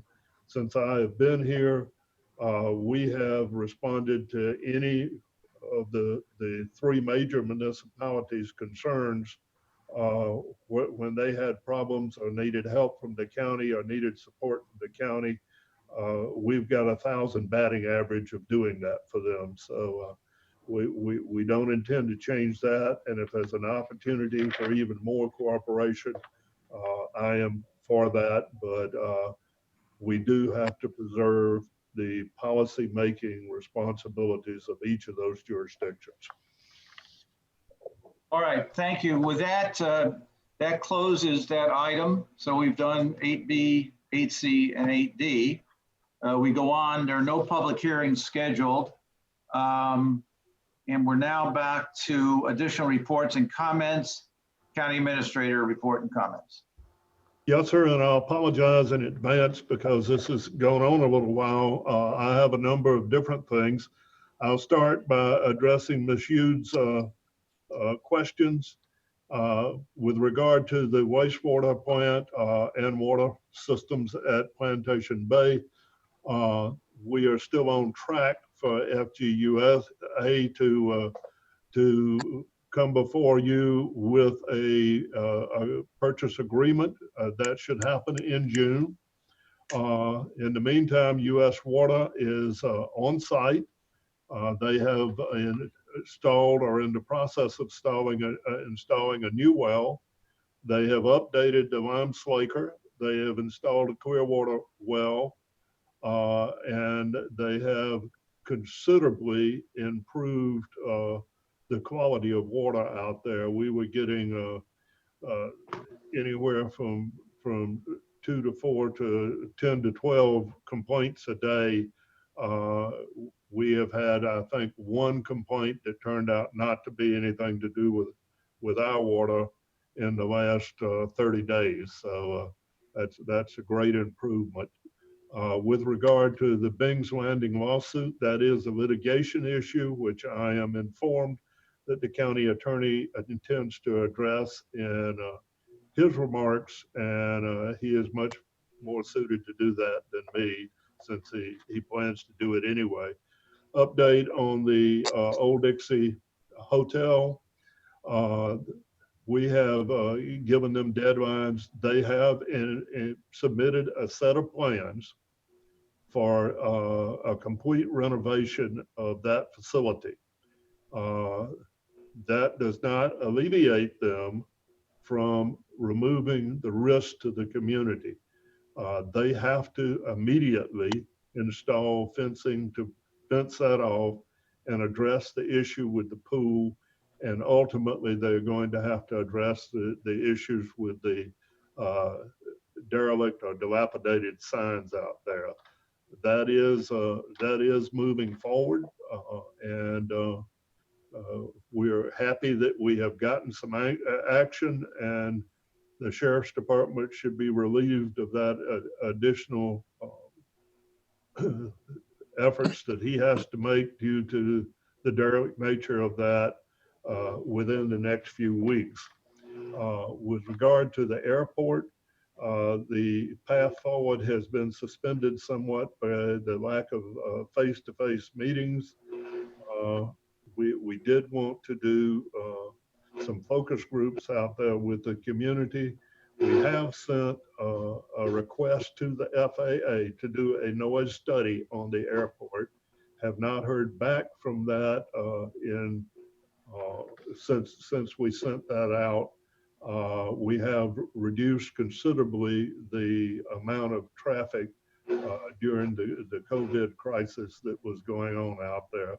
But we're going to have to go back and fully address that issue just as soon as we get through with this reopening phases that we have going. And I would like to thank Ms. Yu for her vote of confidence for me, but I will tell her that we have some incredibly talented people that are addressing those issues, and the credit for the progress we are making really does go to them. Thank you very much for that, Ms. Yu. On the good news note, a couple of items. The Leadership Academy finished up this past week, and it focused on the principles and the tools of leadership.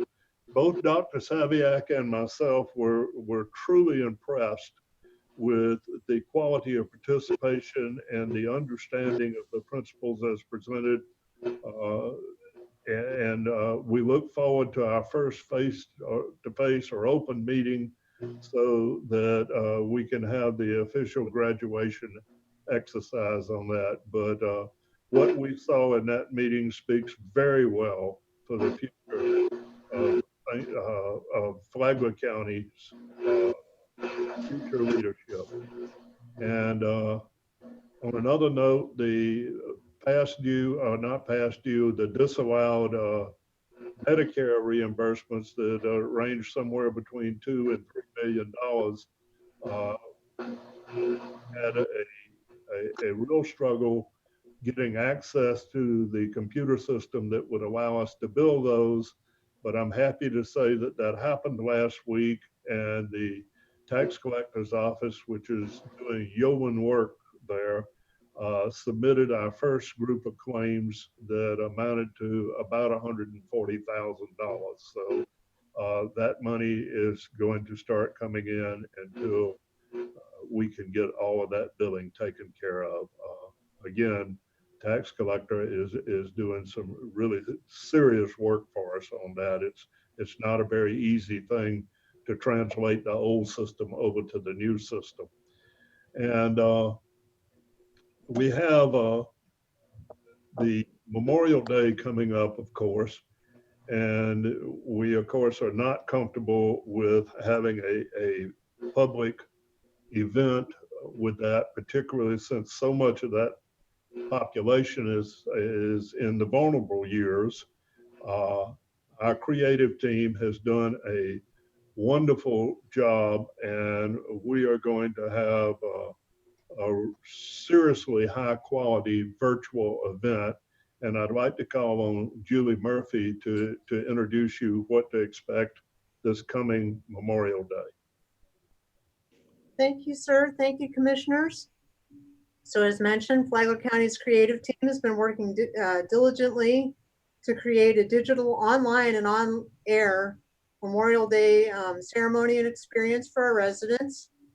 Everyone is invited at 9 a.m. Monday, the 25th, to a virtual Memorial Day ceremony featuring Admiral Mark Bensel, U.S. Navy retired, as a keynote speaker, and the recounting of the historic first time in U.S. naval history that an aviator was buried in his aircraft after being killed in action.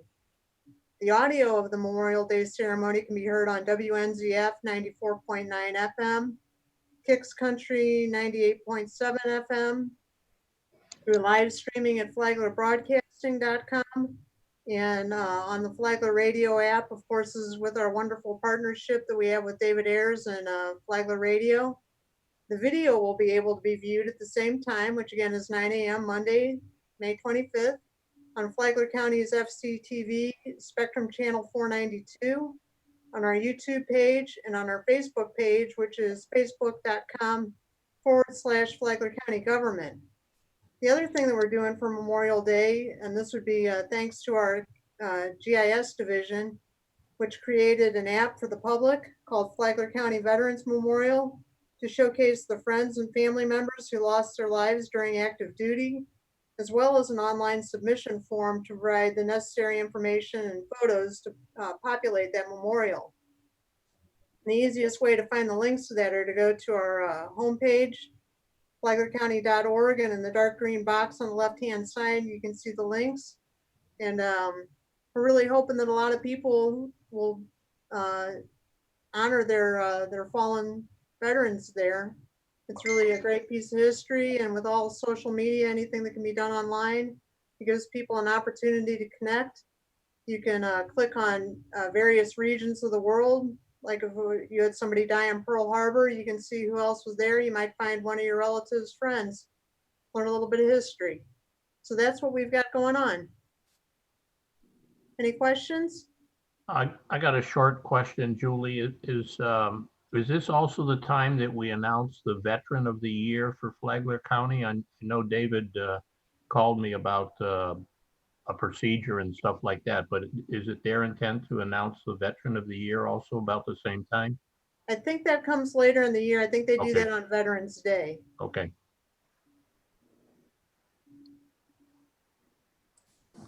Julie, so we don't have any in-person responsibilities for this event then? No in-person responsibilities. We're keeping everybody safe at home, so you can either watch or listen on the radio or watch on our TV station or on social media. Uh, and I hadn't seen anything, but do you know if the cities are doing something similar? I know the sheriff's office for the law enforcement memorial did something similar, and that would have been, I think, May 15th. Right. I'm not sure what the city of Palm Coast or the city of Flagler Beach are doing. Yeah. Julie, just Dave Sullivan again, I did do an introduction video for the event as chairman, like we do each year. So that will be part of the video. Yes, I would just like to thank Julie for her presentation. And if at all possible, you need to see this thing. They actually have live footage, Navy footage of a plane that came in that was completely shot up. And the gunner in the plane, after it safely landed, was so shot up and his compartment was so shot up that rather than to try to get him out of it, they turned the plane into his burial vault and shrouded it and rolled it off the back of the carrier for burial at sea. Very, very touching. And I don't think I've seen anything like it. So it's actual live footage. So the creative team continues to amaze me with the stuff that they do. Moving on, just one quick item. I was notified by voice or through the attorney's office that Flagler Beach would like to have the WIC line center turned over to them in total. That's been a subject of controversy for some time. I can't see any reason why we wouldn't seek some other arrangements, whether or not it's building the community center that we would use for that over here, or working something out more in the center of population over towards Palm Coast. I don't know, but that building is old and it is at some point going to require some major work. And under the present arrangement, we would incur a lot of that liability. So when the official letter gets here, we'll put it on the agenda for action by the board. But I just wanted to give you a heads up that it's coming. And last, I just want to address something that's out there that's really critical for this community. And that is the and protecting our shoreline. Al has done a lot of work on getting easements. He's gotten most of the easements. There are going to be a few holdouts. We're going to have to address that in some fashion or form. Al is going to need some authorities, but this is critical to this community to get this done. And even one holdout is unacceptable, because if there's a breach point, that breach point will compromise everything behind the fortifications that we do to the coastline. And in case anybody that's watching this in our collective memory has faded any, I'd like to play a video to show you just what happened. And it could be far worse if we took a direct hit. So Carlos, if you'd roll that video for me, and then the county attorney will pick up after that.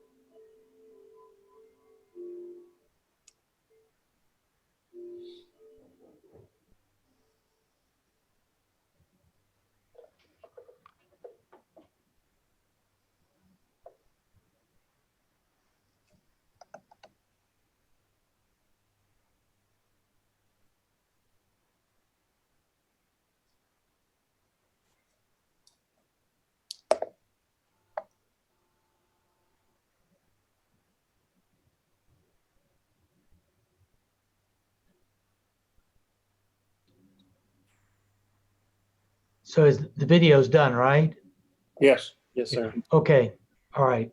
So now we're just going to move this to county attorney's report. Yes, Is sir. that your intention, Mr. Cameron? That is. Okay, thank you. Well, that was an excellent introduction, really a poignant, very dramatic introduction to the plight we face and what we need to do. I know you all know what we need to do. You saw that destruction, and that was because we did not have a fortified beach. Left it very exposed. It continues to be very exposed. It has a unique situation of being a short beach. It's not like a lengthy beach in Volusia that you might see, or up in Duval County, or even in Nassau County at Amelia Island. In other words, the ocean shores crash very close to where A1A is. And that beach will continue to erode if we do nothing. Now, we have made progress on the easements, a very daunting responsibility, 141 easements that we were to procure.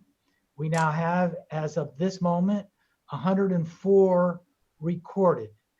Now, there are two other categories that we are tracking them, and one category is in process, and there are 22 in process. And what that means is that they've affirmatively indicated to us and taken actions whereby they are moving toward recording the easements, but still we don't have them. Then there's another group, about 15, where we are not getting the kind of assurances that we feel give us the confidence that we know we're going to get the easement. Doesn't mean we've given up or we don't think that's possible.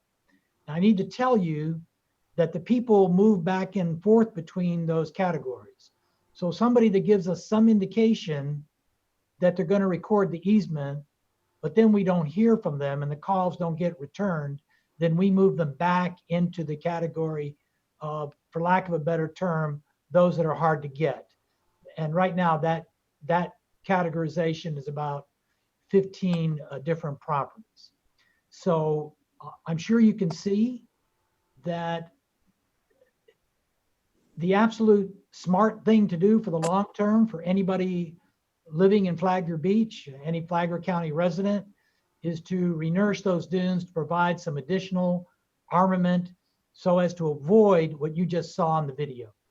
Is it a guarantee that we'll never have a storm that'll wreak as much damage? No. But by having this armament that is being paid for by the federal and state government, it'll obviously provide us very substantial bulwark against a storm and blunt the impact of the storm. So why are we having trouble and what can we do about it? Frankly, we have run into all kinds of questions, and that's okay. We want people to be educated. But some of the views of some of those that are harder to get are really not understandable. So for example, one comment would be, well, I don't need to sign on because my neighbors will sign on and their sand will fill in front of mine. Okay, so I'm thinking, and I don't want to offend anybody, I mean them, I'm not meaning you, but so you want to hope that the sand from your adjoining neighbors will eventually fill in and protect your property rather than have the certainty that when the construction occurs, it will be filled? It makes no sense. There are some who do not understand that by leaving their property out, that it creates a breach point, as Mr. Cameron has accurately described it. The waves, anyone who understands anything about waves, those waves will go to the weakest point and they will pound on that weakest point, and that will be where the most damage is done, and that's going to be their properties. The part that I don't understand is how some of them can sacrifice the safety of their neighbors, whether it be their adjoining neighbors who've decided to participate or are nearby, or who are west of them. They are putting them at real risk. Given the fact that what they own is really quite little, and I will demonstrate that in a way that is very dramatic shortly, and that this is at no cost to them. It is not understandable. I can't comprehend why somebody wouldn't instantly sign if they apprised themselves of all the facts. And not only that, not only is the work being done for free, the equivalent value for each 50 front feet is $183,000. So if you own 50 front feet, we're going to give you $183,000 worth of property you did not have, and that you will not have unless you sign on to the program. So some say, well, this is all of a sudden. Why are we doing this all of a sudden? And this is an expression of a little bit of distrust of the government. And what I've tried to explain, and I don't know the explanation goes far enough. I don't know who harbors that thought unless they actually express it to me or to someone else on the project team, and then it comes to me and I explain it. You know, the only reason, oh, I don't want to say the only reason, that's an overstatement. But one of the principal reasons why we have the project today is because we were on national news after Matthew. You turned on any major media outlet and there we were, all of that destruction. Because for what, a decade? And I don't even know how far back to date it. Faith Al-Khatib is probably the one, at least from the county side, to best know that. The people at City of Flagler Beach know that. They've been working on this for at least a decade, if not more, to get funds. Well, why didn't we ever get money? Well, because we're just a tiny little burg. We don't have the influence to move dollars on renourishment like a Dade County, a Broward County, a Palm Beach County, a Duval County. And I'm not trying to denigrate those communities. They just have way more lobbying clout. They have way more value, dollar value on their beaches than we do. So because we got the national attention, it made everybody sit up and notice. And then there was something else that happened, a very important ingredient. So this is in one sense serendipity that we made the national news. So people started to say, wait a minute, this community needs help. But the other thing was that we were very vigorous in arguing for these monies. I know I can think right now off the top of my head, and I know I'm not going to think of everything, but I recall Commissioner Sullivan and Commissioner Hanson making the trek to Washington, D.C. and pleading our case for relief.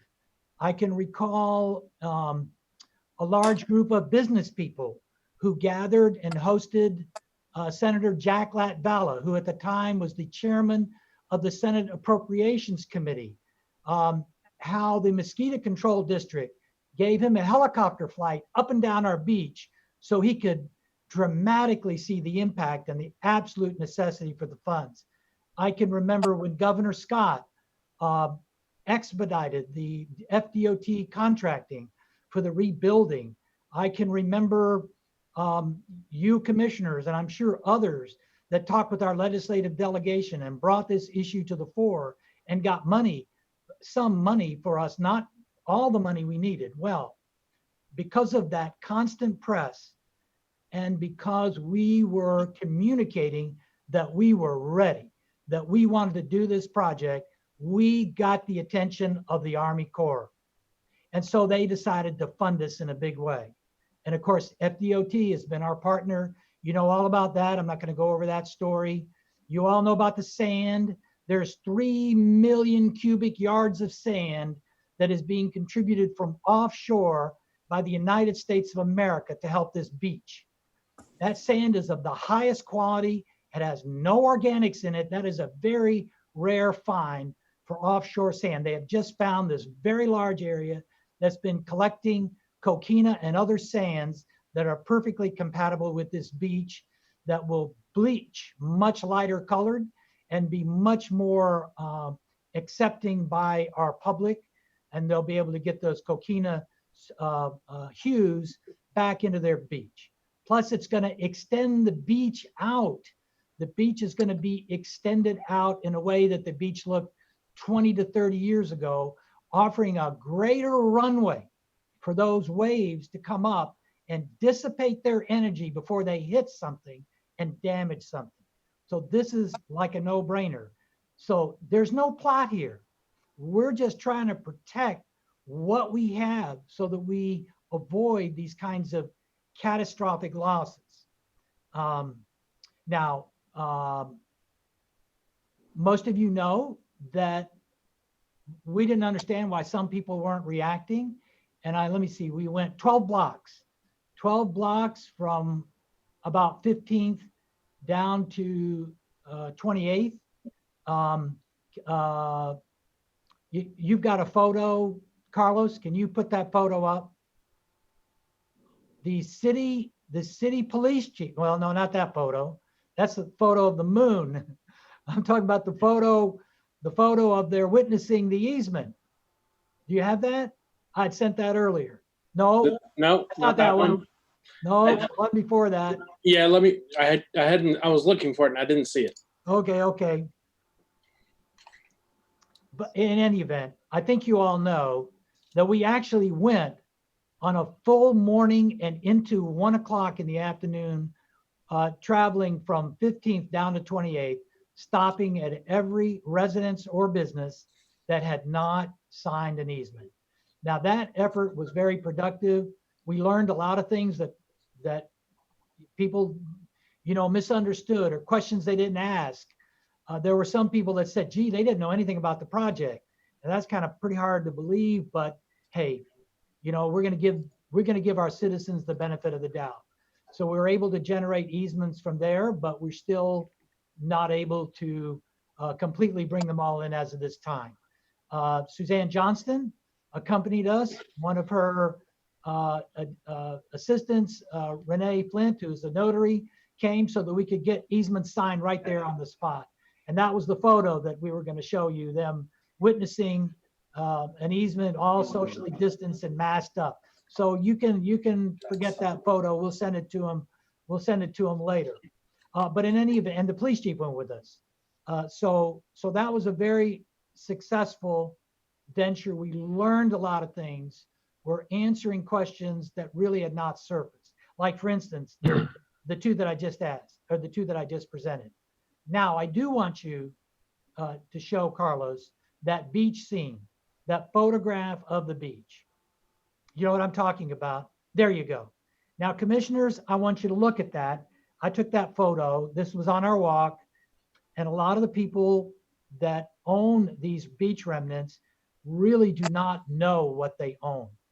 Okay, you can see A1A, and you can see the little, the sod next to it, and you can see the sand.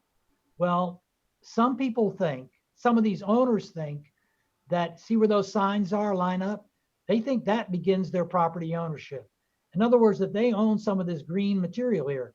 Nope. That belongs to the within the right of way of DOT. Now I want you to look east, that is toward the ocean. Look at the rocks. You see the rocks strewn along the beach. You see it going, as far as your eye can take you, right? Some of them think they own that. Nope, they don't own that.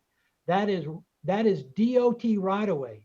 The reason why those rocks are there is because DOT got a permit from the Department of Environmental Protection to install those rocks on their land, So do you know what they own? They own the land that's east of those rocks. Do you see much dune material there? Do you see much vegetation there as to what they own? And what I'm trying to tell you is virtually they have a piece of paper where they own, but they have no physical attributes or improvement other than it's the floor of the beach. And many do not understand this. So this was something that I discovered. I mean, maybe I should have anticipated that they wouldn't know where their property lines are, but now we're going to be producing, with the help of the county engineer, aerials, close-up aerials that will show the property lines so they'll realize exactly what it is they own and what it is they do not own. So one of the things that we need to do, we need to bring this home. We need to finish this work, because every day that we delay getting these easements puts off the first day of construction. Now, right now, if we could nail all of these easements by the end of the month, it will not delay what our initial plans were as far as the initial construction. We'll be able to get right where we were. If we continue to push delay though, it has the risk, and by pushing delay, I mean by not getting all the easements, okay? By having holdouts. And the holdouts, you know, they're gonna be holes.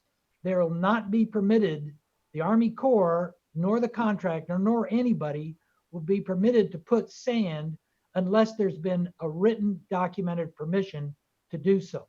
So there'll be holes, potential breach points. So the Army Corps doesn't want breach points because that weakens their overall investment.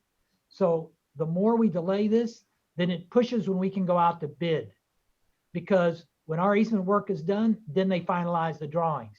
If there are any holdouts, they'll draw the holes and then it will go out to bid. We don't want any holes. So we want to keep going until we get them all in. I think what the administrator and I both need, if the board is inclined, is that we need to have you grant us whatever authority we need in the interim. You know, the next time we meet is not for 2 weeks, right? Is that right? Or maybe even a little longer. So we need to make sure that we can act between meetings. And so we want the broadest authorization that you can give us to complete this portion of the project. You can be assured that we are enlisting lots of people to help. You can be assured that whatever actions we take in that regard, that authority you give us, we certainly will report it back to you, just as we do in any emergency. And we do consider this to be an emergency. Just so you know, on your agendas, right? You all remember on your agendas are the emergency orders that continue Hurricane Matthew emergency because of this dune restoration project and because of the incredible vulnerability of our community. So I know that was rather long stated, but I thought I wanted to fill you in on just the progress we have made, the progress we haven't made, the urgency of doing this, and for you to grant us the authority. And I don't know what it is that we would need to do or want to do, but if we can't get to you as a board to do it, we want to be able to do it and report it to you. And of course, you can, you know, review it at the appropriate time. So that ends All right. Al, are you going to talk about Captain's Barbecue also? Yes, sir. Okay. Just want to make sure. So what I'm trying to think, what kind of additional support do you need from the commissioners? I'm not really sure, other than ask us to do something, we'll go do it. I think you've got the authority to continue to try to get the easements. Right. We certainly do have that authority, but we can't conceive of all the scenarios that we might have to address in order to move forward. We may need to do some things with our partner agencies, for example. We may need to address property owners in a particular way through the city perhaps, or some other fashion. We just want to make sure that we have that leeway. Remember, we can't ask your permission, specific permission to do something except at a meeting, except at a notice meeting. Right. So this just gives us a runway, if you will. Now, we're obviously going to be very accountable for it. We're obviously going to be very measured. You've heard the analysis. You know it's going to be consistent with the analysis so as to avoid any holes, any breach points in what we're building. Do any of the other commissioners have any thoughts about of what we could do to support Al, title company and so forth, getting these easements done? I don't know. Any thoughts on that?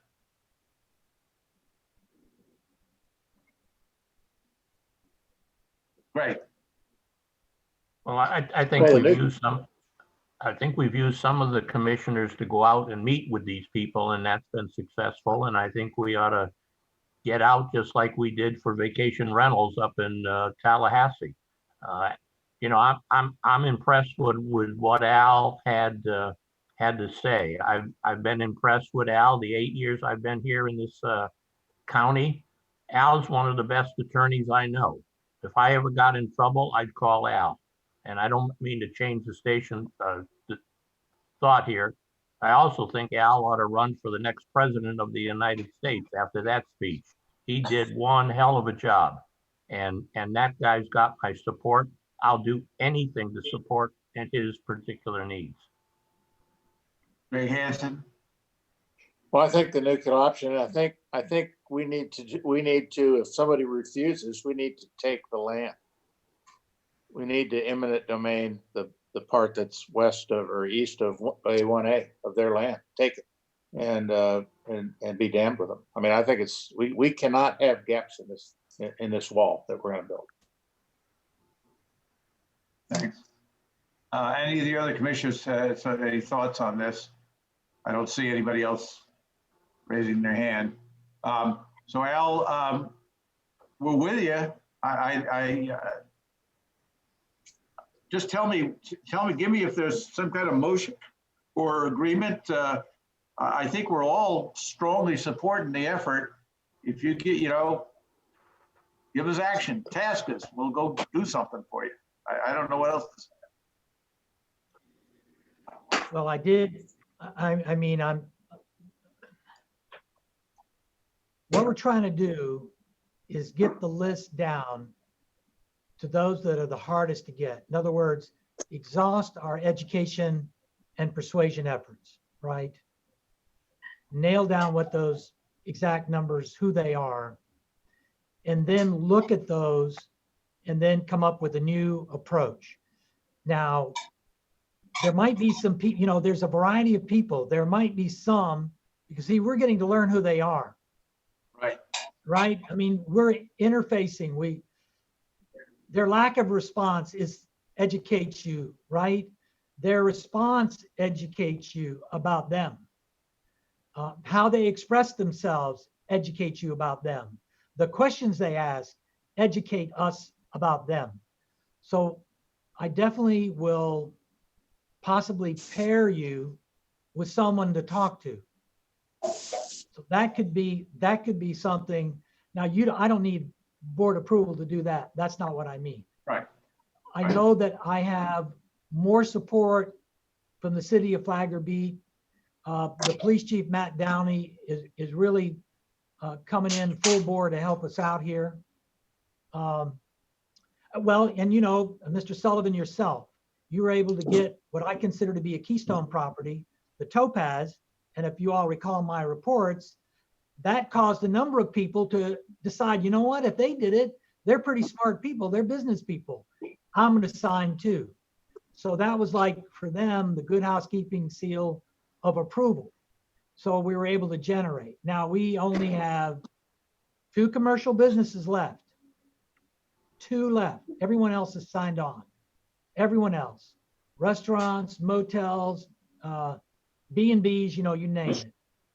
So we expect one of those 2 that we're going to be able to resolve their issues and get them. And then we've got the last one.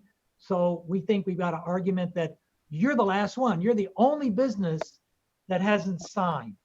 Okay. So that's how we deal with that person. Now, as far as, for instance, Mr. Hansen has suggested a legal remedy. Well, it may be an intergovernmental remedy in addition, where we need to do something with our interagency partners to help move the ball and get the thing done. There's a lot of different things that theoretically would be on the table. We don't know what we're going to want to deploy, but if we do decide something, say it involves our doing some sort of agreement with the Army Corps or the FDOT to get around the particular problem, do I want to wait until the next meeting? That's really what it is. If you'd rather us wait, we'll follow what you say. Yeah. Al, I think what the chairman is asking for is you to give him some sort of motion that they could pass, which would go something like this, to instruct the county administrator and the county attorney to take such measures as permitted within the law to assure that this public safety objective is accomplished expediently. That's what I would And, recommend. Okay. As chairman, could I get one of our other commissioners to make that a motion, what Jerry just said? Mr. Chair, Mr. Chairman, I move that Mr. Chair. wording that the county administrator used. I move that we approve that. Do I have a second? Second from Charlie. Second from Charlie. Further comments by the commissioners on the motion that we've got on the table. And I'll check with Lucy if she's still there to see if there's any public comments have come in during this discussion. Question? No public comments have come in during the discussion. All right, so we're back to the board for any further comments. If not, I'm going to bring it forward for a vote. Mr. Question. Erickson on the motion. Okay. Yes, sorry. sir. Go ahead. Donnie O'Brien, Yeah, go ahead.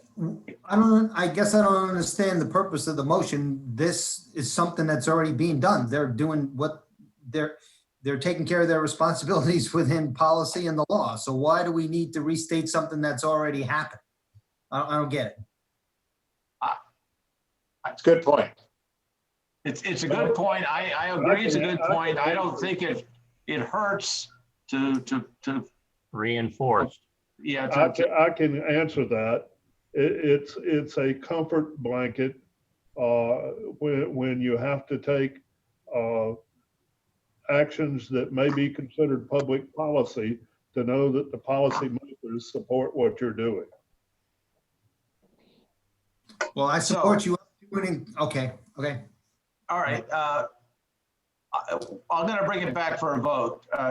Vote on the motion that's on the floor concerning as stated by our county administrator. Mr. Erickson, yea or nay? Yes, sir. Mr. Hanson? Aye.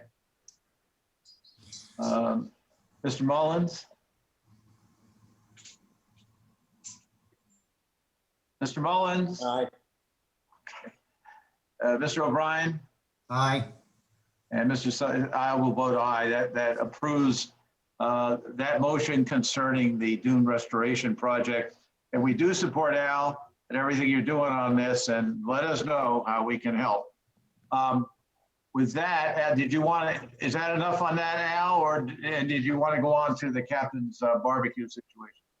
No, that's enough. And again, when I summarized everybody that helped get us to where we are, I couldn't name everybody. There's so many people that are on board. This is truly a community enterprise, strongly supported. So if I didn't mention somebody's name or some kind of effort that got us to this point, that was not intentional. It's just there's not enough time to do that. And I was just trying to do highlights to provide a range of the kinds of things that to move this forward. Okay, so now I'm going to go to Captain's Barbecue. You know that at the last meeting, I reported to you that we were in mediation. We were very close to concluding. We had reached a point now where we were getting pen to paper and working on it. And we did have a mediation with many subsequent mediating conversations since then to get us to this point. I want to let you know where we are, the direction we're at. The final words are not yet done. They will be, in due course. We want to get an affirmation or maybe input on the direction that the administrator has taken us relative to the mediation. So with that, let me begin my my presentation. Fortunately, I don't have any videos to to accompany it. So you, or other graphic images. Okay, okay, let's now focus on what it is we're trying to do. The big question is, how are we going to implement the lease arrangement that we presently have? In whatever form you may think the lease is, there is an existing lease. How are we going to implement that relationship in the future? And obviously that is what's being litigated. And just to give you, just a real quick recap of that, you know that we've been under lease with Captain's Barbecue since 2011. We've done amendments in November 2018 after there was a common belief that the existing facility could not handle its continued use for any extended period of time. A new lease was done for a new site. Then that was brought back and reconsidered and reopened by the board. And then from that point, there were discussions about trying to reach a resolution. And ultimately, those did not result in a successor lease, a finalized successor lease that the parties agreed to. So there's litigation. And they're litigating. I'm not trying to, in order to talk about a mediation, you have to start with, well, kind of what are the claims and what are being mediated? So their belief, their legal belief, is they had a valid binding lease for November 2018, that it entitled them to build on a new site, that it was very, very specific, required very significant expenditures on their part, and in reliance on being told that this was the direction that the county was going to go in. They spent the money on engineering, on architects, design people to implement that authorization. There was an expectation on their part that during the interim time that there would be repairs done to the existing facility, and that the cancellation, the suspension of the November 2018 lease caused them great damage. It literally eliminated any lease term beyond the time that they had anticipated that they had under our present lease that's in existence. So they believe they were substantially harmed. So they asked for injunctive relief, which means an order from a court that instructs Flagler County to permit them to build on the new site. They also requested the court for damages for all the lost revenue that they had and would have in the future because of the disruption of their leasing relationship, their commercial relationship with the county, which had existed continuously since 2011. The only I want to mention this because I've seen this every now and then in the blogs, not recent ones, that, well, they violated their lease. And that had to do with the tables. And I do want to put this to rest. I don't know if you hear that and so forth and so on, but you may recall that when that came to the attention, formally came to our attention because of state inspections, that the county administrator issued a notice of violation to them and had them immediately correct it within the 30 days. That's what our lease provides, and they corrected it. So they were not in violation of the lease from the standpoint that would be recognized by a court of law, because they had corrected. I want to make sure that that is in your mind, that's a red herring issue, should people discuss that. So in any event, there we were, and what we're trying to do is define that relationship going forward. Okay, so what are we doing? We're going to continue with the primary theme that whatever happens out there has got to be consistent with the very unique status of that property. Just to tick it off very quickly, it's on the National Scenic Byway. It's part of the National Estuarine Research Reserve. It has a National Register historic site on the property. that has been honored with an international award and many state awards. It has amazing recreational opportunities on the site that our public has enjoyed. There has been a very substantial expenditure of public funds, very substantial expenditure of volunteer hours to make that a very significant showcase property. It also has Captain's Barbecue, and Captain's Barbecue has been enjoyed by our public for the years that it's been in operation as compared to previous years. Remember, we've owned this property since 1990, and we have not had any kind of business that's been able to operate there successfully since 2011. So how do we have all of that coexist in a way that protects the value of that land, of the legacy of that land for our public, and which honors the commercial relationship that is lawfully established between Captain's Barbecue and Flagler County. So all those things have to be balanced out. And based on the direction of the board, our starting point is we're not building a new building. That building that's there is going to stay there. We'll fix it up so that it lasts the duration of the tenancy. It's our building, and it was built roughly in the 1950s. Now it's been expanded upon, but we know it's got problems. So in order for us to be a responsible landlord, we have to bring it up to some suitable operation capability. So what we're going to do is we're going to do something with the bathrooms. We've agreed that we'll relocate and modify them as is mutually agreed by the parties as the owner of that building. We placed those bathrooms there when we modernized that structure in approximately, I'm going to say in the mid-90s. We're going to allow them to install propane gas tanks on their property. That's a very sound way to bring that kind of fuel energy into that restaurant. We're going to enclose the exterior patio area. We're going to install removable windows. So this benefits the longevity of this building in the county's interest, but also in the interest of the tenant, Captain's Barbecue. We're going to be doing those repairs as much as possible in non-business hours, when they're not serving the public.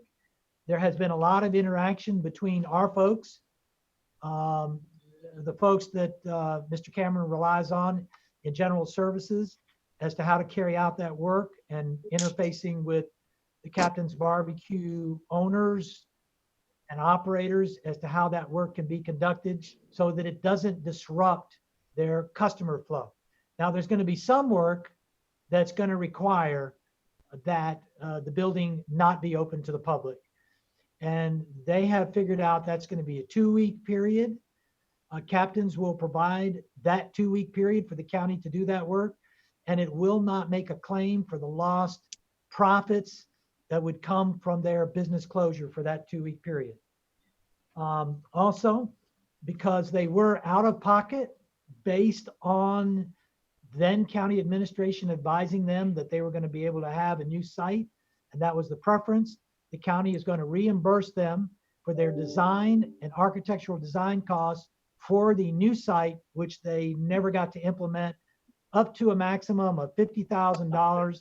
And that would be through verified invoices paid for architects, engineers, if they did any testing of the site or anything that was connected to the design of a new alternative facility. We're going to separately meter their utility use so that we do have that separation between us and the county park. They're going to agree in doing so that the November 2018 lease is completely void, null and void. So there won't be any rights that remain under that can be argued.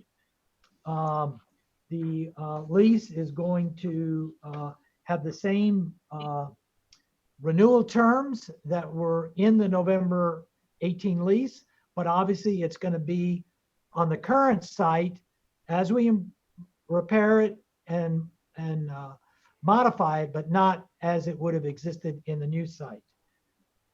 We are going to allow them to book special events at our pavilion where they can cater those events. They'll book just like any other entity would book through our Parks and Recreation Department. We'll give them a lot of leeway to do that. Of course, if they're not using it, it remains available for other people to book.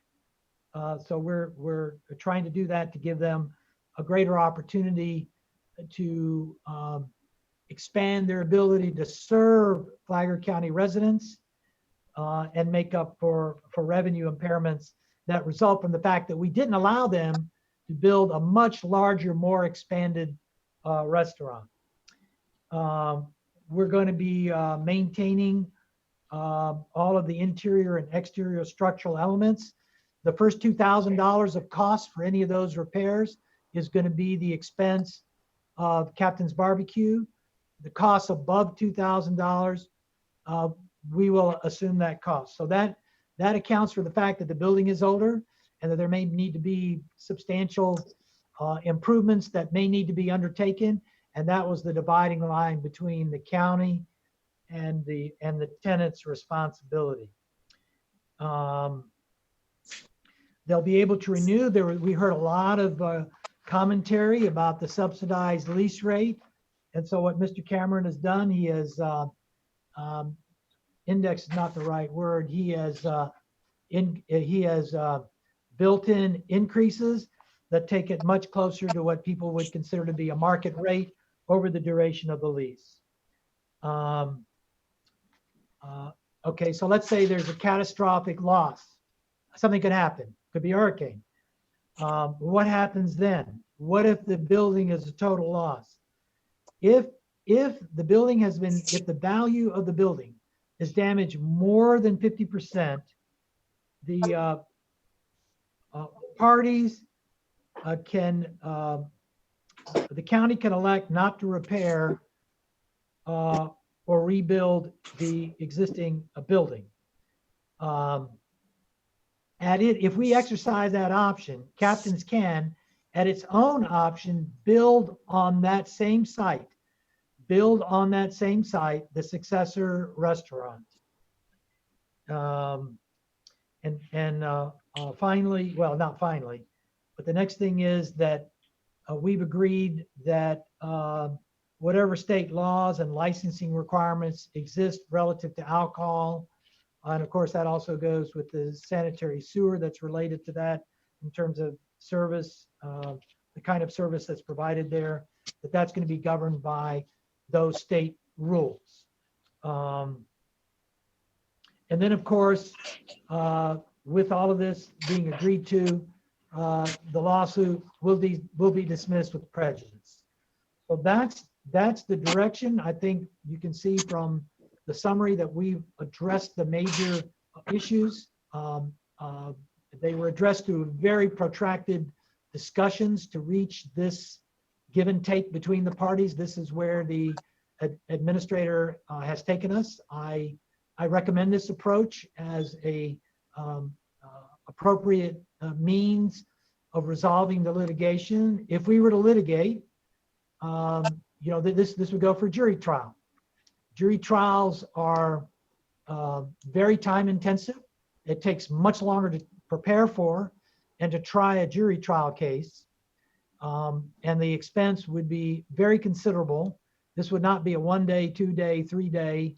I doubt it would even be a 1 week. It would be more than a 1 week trial because the evidence is so very substantial and the history of this is so very substantial, and the technical evidence that would need to come in concerning the engineering status of the building, what are the elements that need to be repaired, what should the allocation of responsibility to be.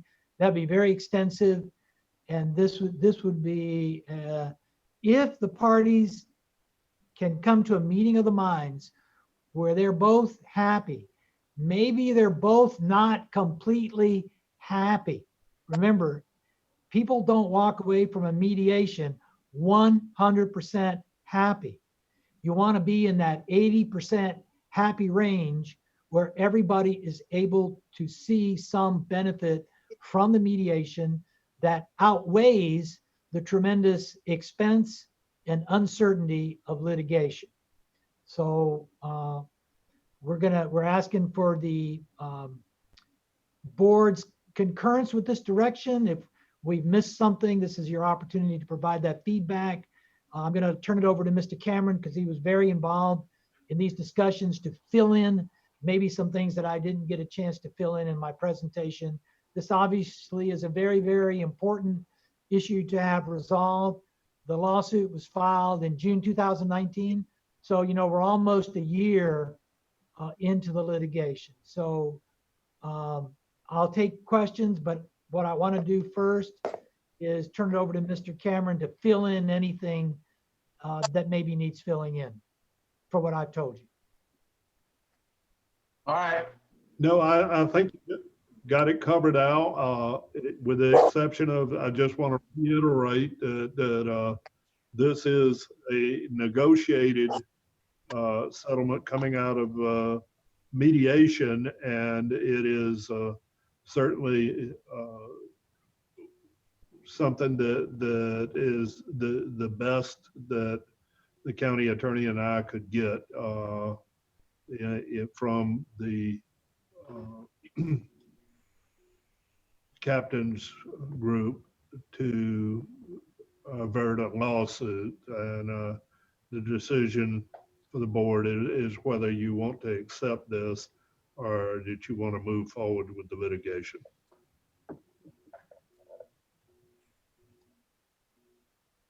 Oh, okay, Al, is there anything else you want to hit on? No, sir. I'll Al? answer any questions. Can Yeah. you hear me? So I'll answer any questions. questions now on the captain's barbecue? Yes, sir, we can Right. hear you. Anything on the, what? Charlie, did you say something? Can you hear I me? just said, just keep going. I got a signal said my Can people internet hear me connection right now? is wobbling. I can hear you. Yeah, I think so. All right. Okay. All right, fine. We'll go, Al, I think we'll go on. I don't see anybody raising their hand or wanting to say anything at this point. Thank you very much. I know it's those two jobs, the beach restoration, dune restoration, and captains are just really, really tough to get done. So thank you for getting close to the end on captains. With that, we do have another community outreach period. Lucy, are you still hanging in there with us? You may. I am, and I do have some community Chair, outreach can I- for you. Okay. Okay, this is our item 10C, community outreach. We have the same rules. So Lucy, if you've got a couple of things to relate to us, please go ahead. I do. Before I do, though, I think Al was trying to get your attention for a motion. Well, Can you hear me? I thought we already did one motion. Go ahead, Al.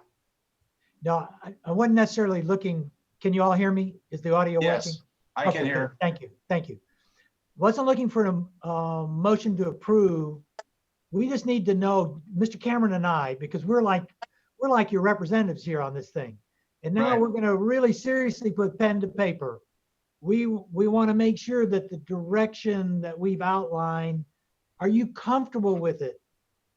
Are you ready to see, not asking you to vote now because you haven't seen the words, but are you ready to see a document that tracks the things that I've talked about? I saw Mr. Hansen's hand go up, Mr. Chair. Mr. Hansen, go ahead. Yeah, Mr. Harris. Al, Go ahead. I commend you. I Go think ahead. that's yeoman's work, and I give you full support for what you're doing. Mr. Erickson. And I echo that. That's Yeah. I echo that same thing. Keep it going.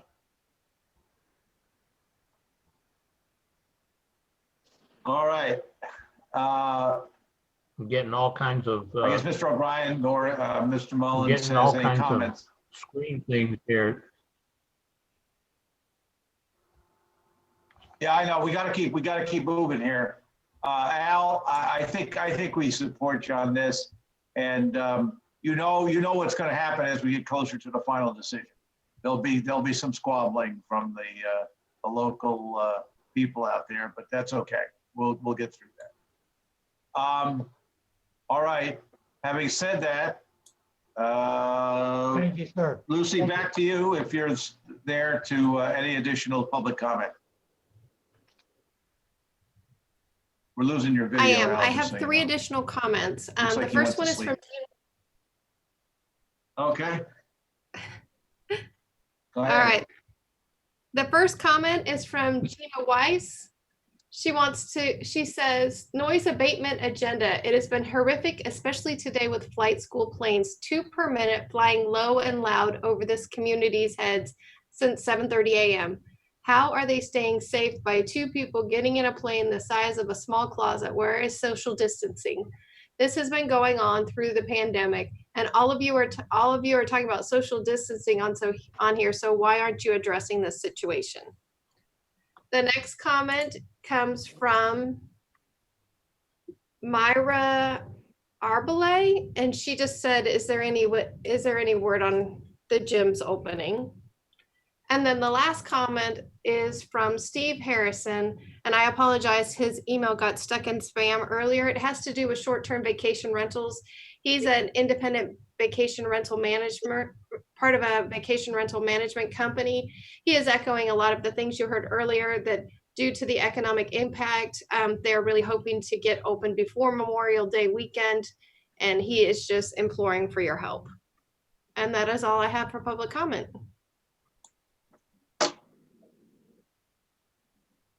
Mr. Chairman, with regard to Jim's opening, the gym's open today with some restrictions.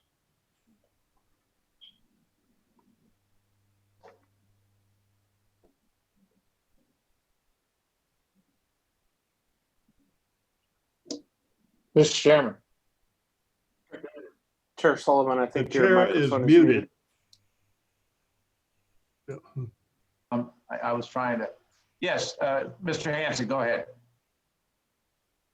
No, I was just trying to Can you get hear your me? attention. You seemed to have dropped off the line. Yeah, Yes. no, I have to go to mute because there's some funny noise coming in on it when I'm not muted. Go ahead, Greg. No, I was just trying to get your attention. Did you want Dave. something to say? People were trying to get your attention now. Oh, okay. No, I'm fine. Right. Well, the reason is, it's a long story. Okay. We are now back to commission reports, comments, and actions. So one more shot for everybody. Charlie, your comments or action items, please. Can you hear me? I have nothing, but I keep getting these error messages. Network bandwidth is low and stuff like that. So I think we're about ready to crash here. Yeah, we're getting close. It just unstable. we've been here, right? But okay. Yeah. Okay. Yeah, I'm trying to get through this before we lose the whole thing. And Greg, any comments or actions? Yeah. Okay. All right, Charlie. I have nothing, Mr. Greg. Mr. Chairman, I have nothing. The connection's getting worse. Who is that? Greg. Okay. Commissioner Mullins. Additional comments. Just want to say, want to just thank the county for being such a model county. The people are cooperating. Thank the cities that they've worked in conjunction. Like I said, I think we've done a good job working through this with so many different variables, especially with the media and the local blogger just kind of creating havoc out there. The more boring they get, or the weaker their stories are, the more crazier they're going to go, and they don't care about the expense of hurting this community and these businesses. The fear that they're putting, the confusion that they're putting, we need to be focused on how well this county's doing. We've had 18 hospitalized, 4 deaths. That's pretty good since day one. I hate that we have any deaths, but I think that's pretty good, and the community needs to be thanked, and we need to shift the focus to opening up. That's why I keep saying over and over, we need, be glad when we get media here that really looks at reporting news. Business stimulants, there's a lot of it coming around. There's stuff going on the west side for the farmers. So there's some stimulant for agriculture that we can get. Also, there's radio and WNZF, and then also the Palm Coast Observers doing some business stimulant and doing some programs to help promote the businesses back up. I think we need to get the county open, the parks, the trails, everything. I mean, Disney World's going to be opening here soon. They're talking about that. So we need to get open. These businesses are crucial. This other stuff's crucial. I'm not a big fan of government outreach, and I think we've experienced some of that here. But in the beginning, we believe we needed to, but I think it's time to roll it back in and get straight. The One Blood is also working on when they take the blood of somebody that, I just found this out today, when they take the blood of somebody that has had COVID, there's finding antibodies. So they're working on that. The governor had mentioned it. They contacted me and talked to today. Also went by and saw some of the gyms. One of the gyms is doing excellent social distancing. They're open. It's M Fitness. They're doing a great job, and glad to see them. About 50 employees opened up. But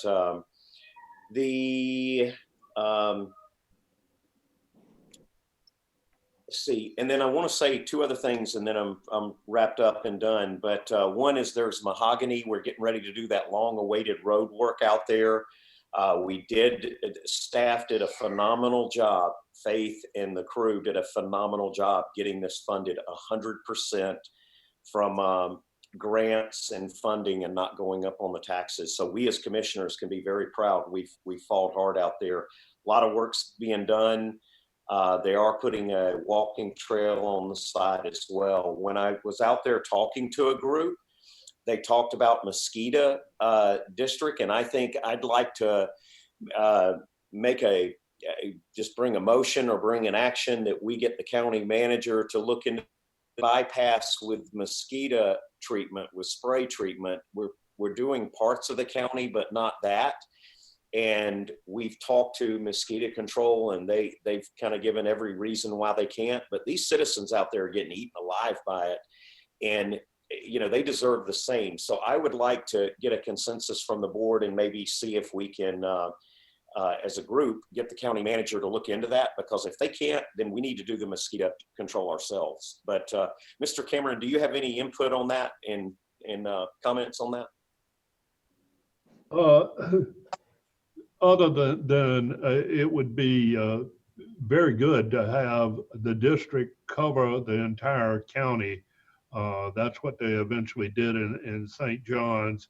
I know that some areas of the county don't produce as much revenue, but we don't have the luxury here of picking and choosing what areas that we want to provide service for. So it would be in the best interest of the county and eliminate a lot of confusion if we put the entire county in the district. So what I'd like to do, Chairman, is maybe get a consensus about the mosquito, having him look into it. If the other commissioners are okay with it, having him look into it and give us some information back on how we could get that included. Yeah, I'd like, this is Dave Sullivan. I understand the point. It's not an easy question as you think. This is the Eastern Flagler County Mosquito Control District. There's money involved in what they can and can't do, and they're a separate organization. I agree, it'd be nice to have it all over, but it's going to cost more money, and I don't think it's as simple we're paying a for solution. It what? We're paying for it now. I mean, actually, that's not. It's a separate money line. The mosquito control. We need, Jerry. I would just suggest we look into it and find out. Get the correct details. I'm not willing to do any changing on the mosquito control district at this point. Yes, Well, sir. Everybody else can talk about it. One thing I'd like to say and finalize is that they deserve the same services that the east side serves. And if we've got to look at increasing the money, we need to do that. But there's nobody in the Hammock, there's nobody in Palm Coast, there's nobody in Flagler Beach that is any more important than those out there. And they need this service, and they have been crying for it for many years. So we as commissioners need to be able to provide service. It's a separate budget line, and we'll look into it. And then the final thing I want to say is our state representative was supposed to have a child today. So I haven't got feedback on that yet, but I believe Paul Renner, Representative Renner, is a new father as of today. Well, good for him. And that's all I got. All right, Donnie O'Brien. No, Mr. Chair. Okay, I have nothing except I just saw a note on TV that said the president is taking hydrochloroquine right now. Kind of interesting point. Anyway, I'm done. If I can get a motion to adjourn, I'll take it. I move we adjourn. Second. Okay, we're adjourned. Thanks for you hanging in there. Long meeting, but we got a lot accomplished. Thanks, guys. All right. Thank you all. Good night.